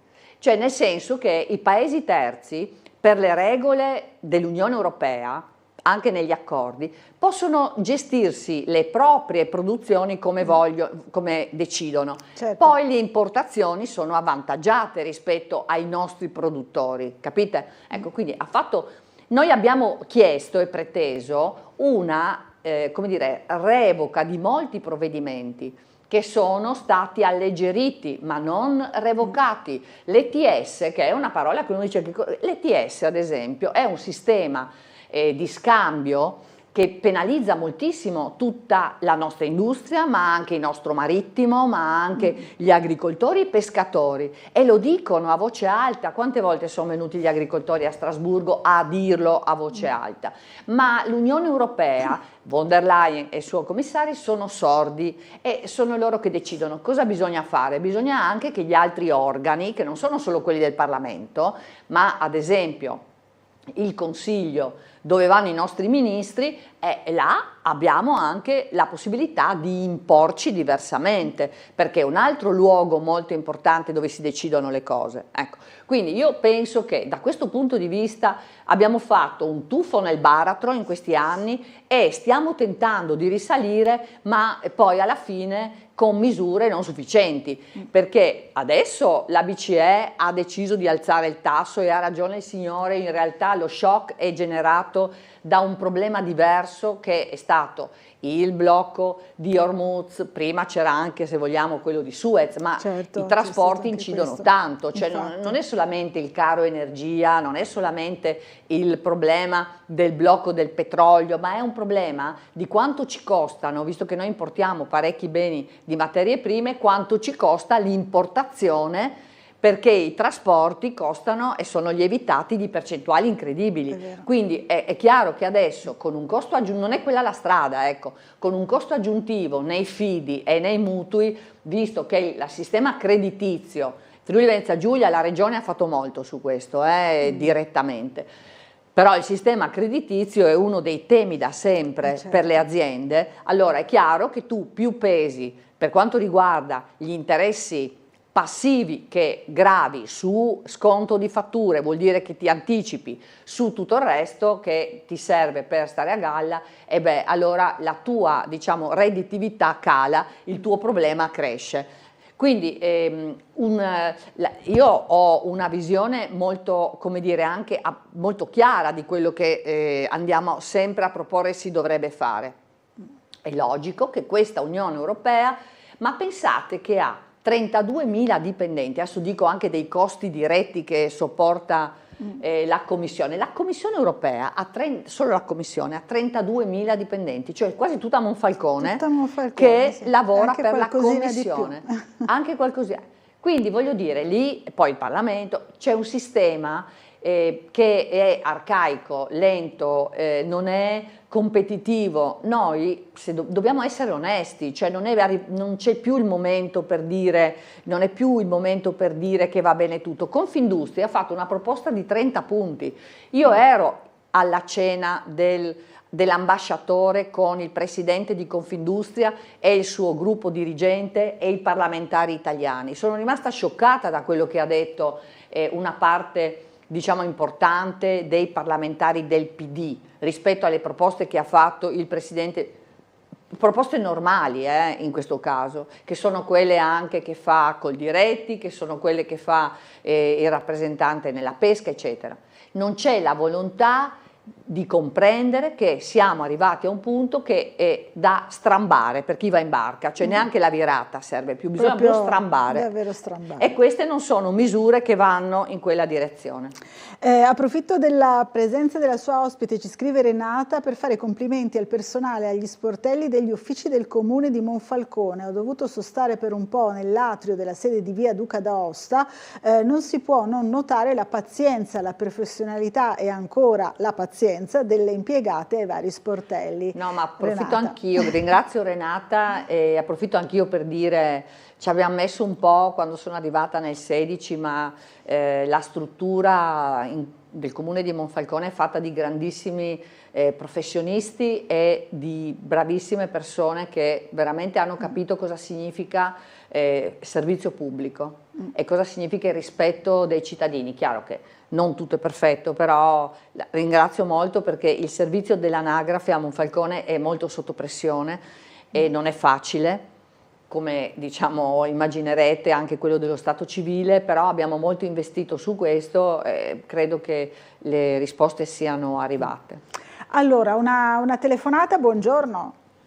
Buongiorno, sono Franco Lega da Udine Nord. Buongiorno Franco. Signori, buongiorno ai triestini. Signora Cisin, ma queste cose che dice lei Noi le sappiamo perché sono state ripetute più volte, parole, ma adesso cosa facciamo? La novità praticamente è Vannacci. Alliamoci con Vannacci e prendiamo 28.000, cioè 28%, 30% di preferenze e quindi cominciamo a governare. Perché se noi rimaniamo isolati non prendiamo più del 10%. Ma allora facciamogli propaganda, alliamoci, anche se eventualmente è un nemico, alliamoci con un nemico e governiamo con l'Italia. Lui ha governato tutte le truppe militari, possibile che non riesce a governare l'Italia, possibile che non riesce a mandare via tutti questi clandestini che fanno il peggio del peggio. Possibile. Questa è la sua domanda, allora. Bene, ho Franco, capito la domanda. Grazie della Allora, come ho detto richiesta. prima, saluto il signor Franco che poi interviene sempre, quindi è Sì, bravo è anche a vero. prendere la linea. È vero, sì, interviene spesso. Sì, l'ho sentito già. C'è quasi ogni giorno. Ecco, ogni volta che sono venuta qua sicuramente. No, intanto lo saluto e diciamo che un po' ho raccontato prima la questione. Bisogna anche però dire la verità, nel senso, e lo dico con la determinazione che mi contraddistingue nel fare le battaglie e qualche volta vincerle, come ad esempio quella delle moschee irregolari e le modifiche normative che noi della Lega abbiamo portato avanti e con il sottosegretario Molteni vinte, ad esempio sulla stretta dei ricongiungimenti, ok? E anche molte altre sulle riduzioni degli arrivi, eccetera. Allora, siamo in un paese di diritto, vuol dire che le leggi governano, ok? Quindi tu devi stare nelle norme. Chi oggi ci racconta, con tutto l'affetto che ho verso tutti, il rispetto di tutti, ma chi oggi ci racconta che con armiamoci e partite si risolve, ve lo dico che non è così. Noi stiamo lavorando e abbiamo ottenuto delle cose. Quando si sta a dire che tutto va male è più facile dirlo che farlo. Quindi attenzione, bisogna scindere il peso di quello che ho fatto prima quando ero diciamo a capo di una truppa che per definizione ubbidisce rispetto a un sistema che è diverso. Noi per vincere le battaglie sapete cosa dobbiamo fare? Capire qual è il gioco. Finché tu non sai bene qual è il gioco, cioè non conosci le norme, non sai qual è il sistema, a chi ti devi riferire, allora non parlerai e basta. Parlerai e basta. Quindi io penso che, come ho detto prima, gli avversari stanno a sinistra, lo dico con chiarezza. Per me avrete mai trovato commenti verso anche chi mi ha aggredito qualche volta della mia coalizione, ok? Io non ho replicato perché la battaglia io non la faccio ai miei cugini. Penso che noi dobbiamo andare avanti uniti per ottenere le cose dei cittadini, che è il mio obiettivo. Io non faccio politica per altro, faccio politica perché voglio dare un contributo per cambiare e migliorare le cose, ma con questo schema di centrodestra che secondo me è l'unico che può avere un futuro.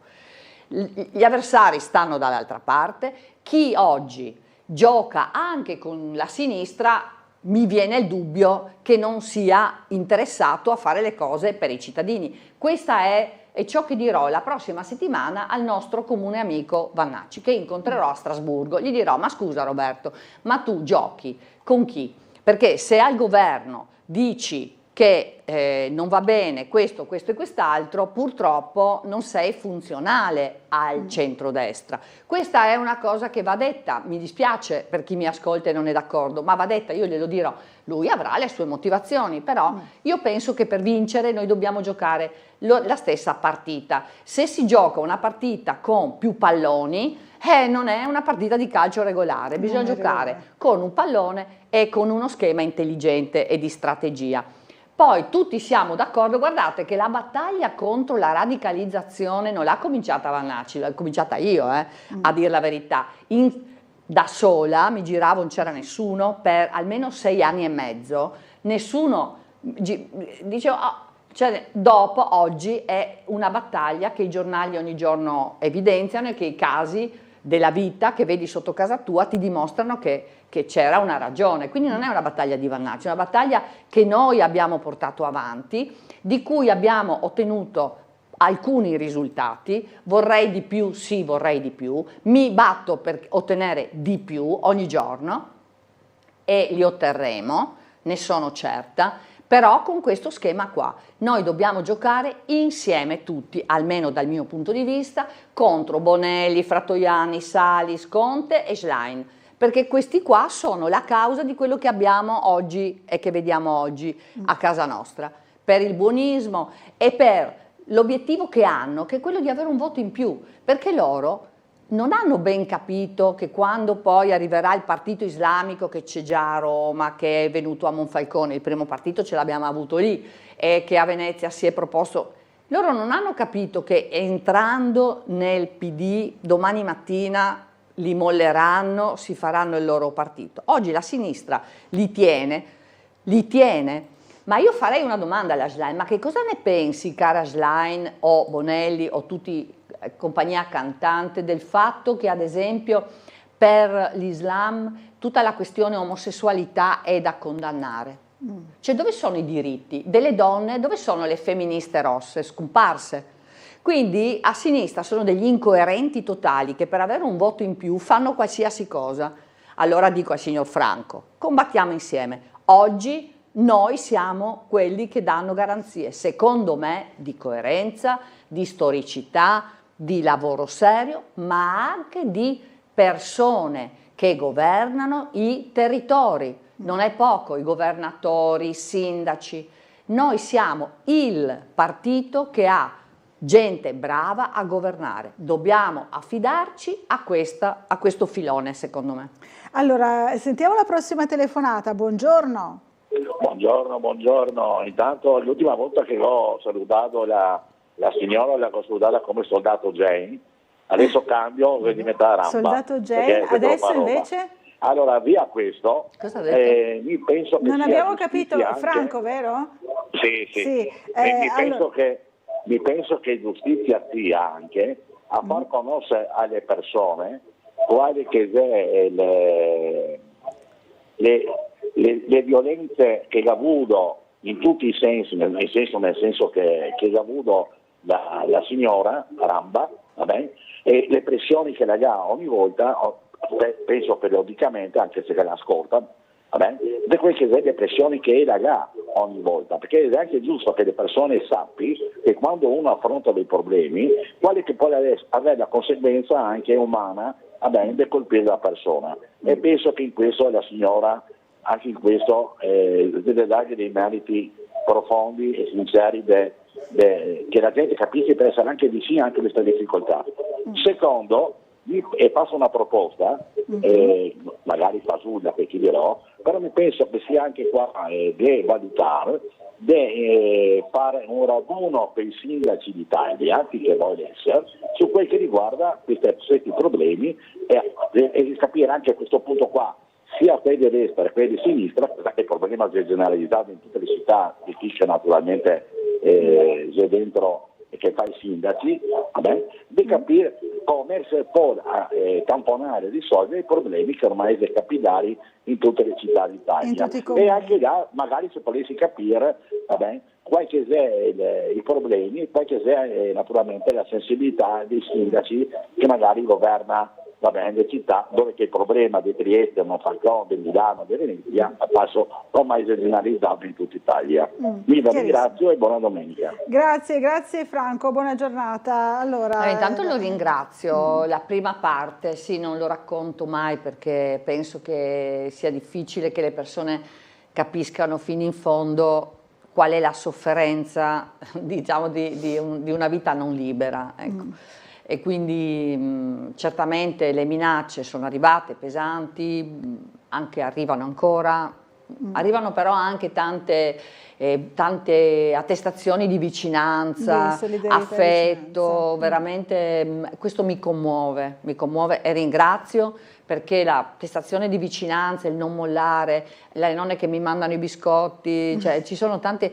Quest'inverno una signora mi ha fatto un paio di calze calde perché ha detto non la devi malarse, tante attestazioni per cui per questo per me è una missione ormai questa, no? E le minacce sono pesanti, qualche video anche con l'intelligenza artificiale, con brutte cose, insomma, brutte robe. Purtroppo. Ovviamente io adoro e ringrazio la Polizia di Stato ogni giorno per la tutela che mi dà, ormai sono fratelli, no? Però è chiaro che io devo vivere, insomma, in una situazione un po' complessa. E grazie quindi per averlo sottolineato. D'altra parte gli amministratori hanno tanta stima da parte mia, perché ho fatto il sindaco, so cosa significa combattere con armi spuntate e ovviamente non è semplice. C'è una possibilità di aggregazione, però sempre ben vengano tutte le opportunità di scambiarsi e condividere i problemi.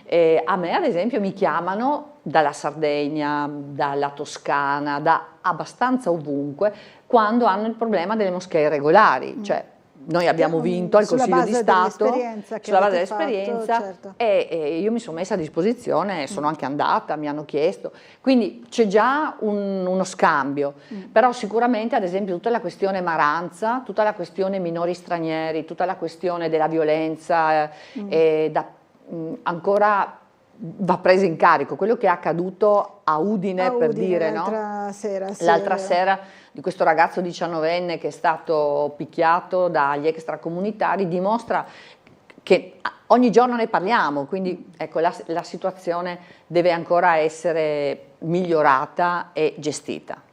Allora, noi purtroppo dobbiamo lasciare andare la nostra ospite qualche minuto prima, perché deve partecipare alla cerimonia di cui parlavamo prima nel collegamento con la polizia locale, no? Perché oggi ci sono, esatto, mi hanno invitata ai 164 anni dalla fondazione della Polizia Locale di Trieste e quindi approfitto anzi per fare un abbraccio a tutte le polizie locali che sono bravissime, che hanno visto negli anni un profondo cambiamento del servizio che rendono e quindi sono fondamentali e super apprezzate. Benissimo, allora grazie, torni presto a trovarci qui a Sveglia Trieste. Grazie a voi. Grazie davvero. Grazie a tutti. Noi ci fermiamo per una piccola pausa pubblicitaria.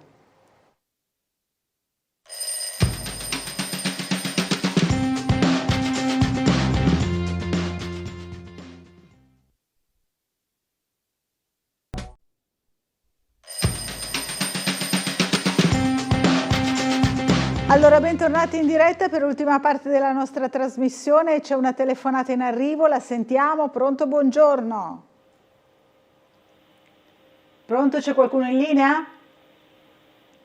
Forse è caduta la linea, allora ci dispiace, magari invitiamo il nostro telespettatore o telespettatrice a richiamarci. C'è anche la mail di Marco che ci scrive: l'Europa ci intima di togliere i presidi ai confini, ma non si rendono conto che è in atto un'emergenza. I confini vanno ripristinati perché ognuno deve decidere di chi fare entrare e chi no in casa propria. Siamo stufi. Questa è l'opinione di Marco. Ne abbiamo parlato di un tema di grande attualità, questo dell'imposizione dell'Unione Europea per la riapertura dei confini e il ripristino del Trattato di Schengen, insieme all'assessore regionale alla sicurezza e all'immigrazione Pierpaolo Roberti, che sembra essere sulla linea del nostro telespettatore Marco. Allora risentiamo insieme che cosa ci ha detto. Quindi è bene presidiare e, a fronte di tutti gli arresti anche di Passer che sono stati fatti nel corso degli ultimi 2 anni e mezzo, 3 anni, penso che valga la pena continuare ancora con questa sospensione, che del resto non ha creato grossi problemi a chi vive la vita trasfrontaliera.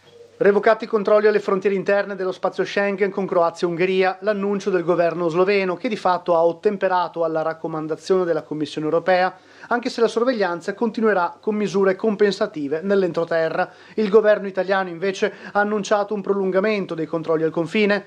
La misura era stata adottata a seguito dell'attentato di Hamas del 7 ottobre 2023 per il pericolo di infiltrazioni terroristiche attraverso la rotta balcanica. Il dispositivo, prorogato di 6 mesi in 6 mesi, ha consentito anche di arrestare quasi 300 passeur per favoreggiamento dell'immigrazione irregolare. Posso anche comprendere per certi versi la posizione di Croazia e Slovenia, che però non soffrono del nostro stesso fenomeno. Sicuramente Croazia e Slovenia sono paesi di transito, ma di transito e basta. In Friuli Venezia Giulia purtroppo la presenza c'è, quando arrivano in Italia vogliono rimanere, e in più c'è un tema legato comunque alla sicurezza nazionale, perché ricordiamo sempre che l'introduzione della sospensione di Schengen è dovuta al pericolo di infiltrazioni di cellule terroristiche dentro la rotta balcanica. Allora abbiamo una telefonata, buongiorno, chi è in linea con noi? Buongiorno, sono Luigi. Luigi, buongiorno. C'è ancora la signora no, abbiamo dovuto lasciare andare perché aveva un impegno precedente, quindi però magari peccato. Se vuole le riportiamo quello che voleva domandarle. Sì, io sono pensionato. Sì. Ho lavorato 42 anni e 10 mesi di contributi per poter prendere una pensione di 1.800 euro, no? Ecco. Mentre abbiamo all'apice a Roma politici che ne prendono 15.000, 20.000, no? Ecco. È da là che parte tutto il discorso malcontento italiano. Certo. Incominciamo a puntare su questi politicanti a Roma di tagliargli lo stipendio, no? Così almeno lavorano e si interessano un pochettino meglio. Capito. No, peccato che non c'è la signora Cesin. Gli volevo domandare solamente una cosa, ma quanto prende al mese lei? glielo domandiamo allora, ecco, grazie Luigi, buona giornata. Allora, abbiamo intravisto intanto le notizie che abbiamo già letto prima nella rassegna stampa, tra appunto le notizie principali c'è l'approfondimento sul porto di Trieste, la gara per Servola e il cold ironing entro fine giugno, questo l'annuncio, ha parlato D'Itali, presidente di RFI, ha rassicurato sulla Trieste Mestre, è andato in scena questo importante convegno su porto e ferrovia promosso da Fratelli d'Italia e noi abbiamo realizzato un servizio proprio su questo tema, su come è andato il dibattito all'interno del convegno e soprattutto per quanto concerne proprio il via alla gara per la grande stazione di Servola e il collaudo dell'elettrificazione dei moli, tutto entro la fine del mese. Allora rivediamo insieme il nostro servizio. Lo sblocco del finanziamento su Servola, cioè i 199 milioni, ci consentiranno a fine mese di attivare la gara e subito dopo speriamo di iniziare quanto prima i lavori. Ora c'è un ottimismo che porta anche a pensare che il traguardo del 2030 è ampiamente raggiungibile? Secondo il nostro cronoprogramma sì, attendiamo il decreto del MEF per la settimana prossima e il cronoprogramma contiamo di rispettarlo. Probabilmente riusciamo a finire i lavori alla fine del 2029.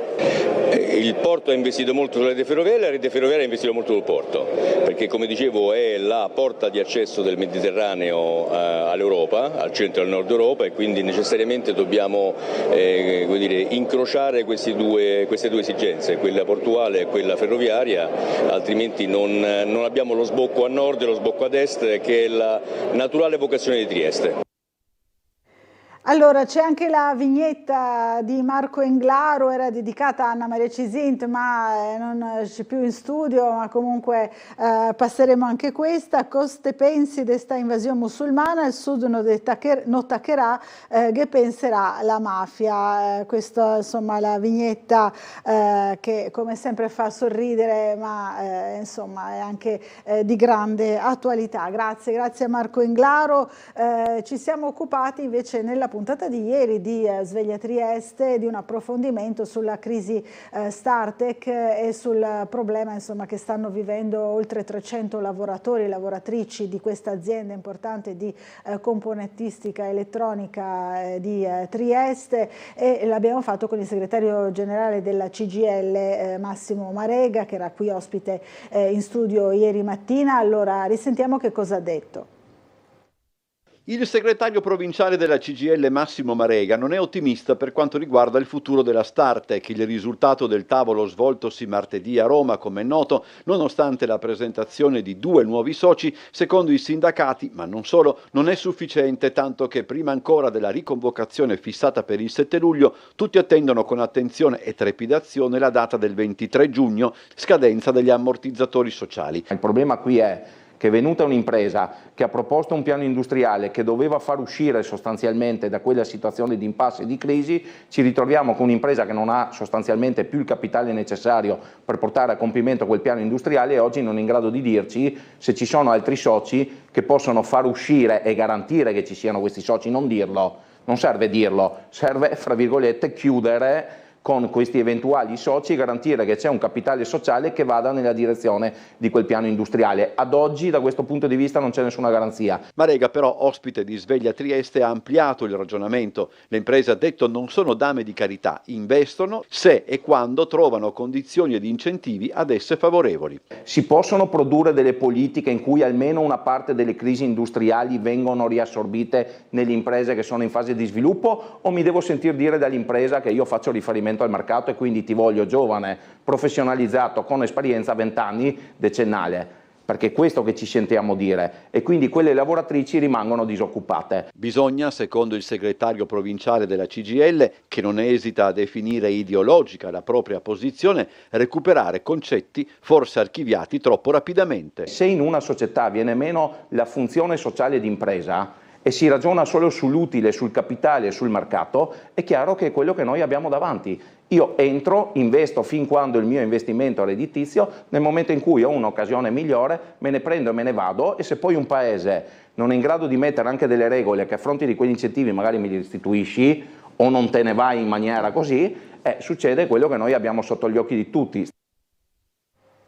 Allora, in questa puntata abbiamo parlato molto anche di politica a livello sia nazionale, europeo, ma anche comunale, in vista proprio delle elezioni del prossimo anno. Ieri sera al Ring, nella consueta intervista del nostro vice direttore Ferdinando Avarino al sindaco Roberto Di Piazza, il sindaco stesso ha dato delle anticipazioni sul possibile candidato del centrodestra per le prossime elezioni. Allora abbiamo dato insomma questa notizia in esclusiva e il nostro Gianluca Palladini ha già raccolto insomma l'estratto del momento in cui se ne parla. Allora vediamolo subito in anteprima, poi naturalmente lo trasmetteremo anche nei nostri telegiornali. Qui dentro c'è secondo lei il candidato sindaco del centrodestra? Ma noi abbiamo il candidato sindaco del centrodestra, però dobbiamo aspettare ottobre, perché da ottobre si parte dalla campagna elettorale. C'è già il candidato del centrodestra? Guardi che è una notizia questa. Secondo la mia opinione abbiamo già il candidato del centrodestra, che dopo naturalmente ci sarà una discussione politica, perché per 25 anni, cari concittadini, non c'è stata la discussione politica perché riproponevano sempre un certo Di Piazza. Di Piazza è escluso. Federica, ci torniamo fra un attimo. Scoccimarro, Rosolén, Polidori, Roberti, Samer, oppure nessuno della lista dei nomi emersi dal sondaggio di SVG anticipato dalla nostra emittente a Ring? Chi è il candidato sindaco del centrodestra per le prossime elezioni a Trieste? Sì, perché il primo cittadino, Roberto Di Piazza, ieri sera lo ha assicurato. Il nome c'è. Qui dentro c'è il nome o no? Dai, guardi. Non guardo. Non guardo perché per rispetto, lo capisco perfettamente. Io devo portare rispetto agli altri partiti. Ci sarà un momento di incontro, discuteremo su quali sono le persone, discuteremo quello che si può fare, se è un uomo o una donna, perché qualcuno porterà avanti magari anche una donna, eccetera. Io ho una mia idea, la porterò avanti e dopo ci confronteremo con i partiti con grande serenità. Ma le carte in tavola potrebbero essere scombinate. Massimiliano Federica, dicevamo, sarebbe lui la prima scelta, non solo per il sindaco uscente, ma in generale per tutto il centrodestra. Ma i nodi ancora non sono stati sciolti. Il presidente della regione non può contare su un terzo mandato. Dunque la via romana, magari per ambire a un ministero dopo le prossime elezioni politiche. Altrimenti ecco che il suo profilo come candidato a sindaco a Trieste è graditissimo. Se dopo invece arriva il mio grande amico, il grande presidente della regione, Massimiliano Federica non c'è neanche il problema della discussione, insomma, nel senso che probabilmente la sinistra non candiderà nessuno. Sicuramente Federica, stiamo parlando di un grandissimo personaggio, per cui può darsi che vada a Roma. Se va a Roma abbiamo comunque già un candidato che è in pectore. Se invece dopo lo fa Massimiliano Federica, apriamo le braccia e viva Federica, insomma, no? Questa è dunque l'anticipazione del sindaco Roberto Di Piazza sulla sua successione, insomma, sul candidato delle prossime elezioni. Allora, ancora il tempo per gli aggiornamenti di cronaca, siamo su Trieste prima, si schianta contro un'auto fuori Nova Gorizia, morto un centauro sloveno, è successo sulla strada che collega la città a Rožna Dolina all'uscita del tunnel del Panovec. Vani i soccorsi, le forze dell'ordine hanno chiuso la strada per effettuare i rilievi e rimuovere i veicoli accidentati. Quindi nel primo pomeriggio di ieri un centauro sloveno è morto sulla strada a seguito del violento scontro con un'auto. L'incidente fuori Nova Gorizia, all'uscita della galleria del Panovec, a bordo dell'altro veicolo, una cittadina della Bulgaria. Le forze dell'ordine indagano sulla dinamica, quindi vediamo appunto che sulle cause e gli accertamenti sono in corso e la rimozione dei veicoli incidenti della strada che collega la città a Rožna Dolina è stata chiusa al traffico. Inutili purtroppo i soccorsi dei sanitari per salvare la vita dell'uomo. Le ferite troppo importanti purtroppo non gli hanno lasciato scampo. Questo il grave incidente è accaduto ieri pomeriggio, appunto appena oltre confine. Allora, con questa notizia chiudiamo questa puntata di Sveglia Trieste. Grazie a tutti per averci seguito quest'oggi. L'appuntamento torna lunedì puntuale come sempre alle 7 del mattino. Grazie e buona giornata.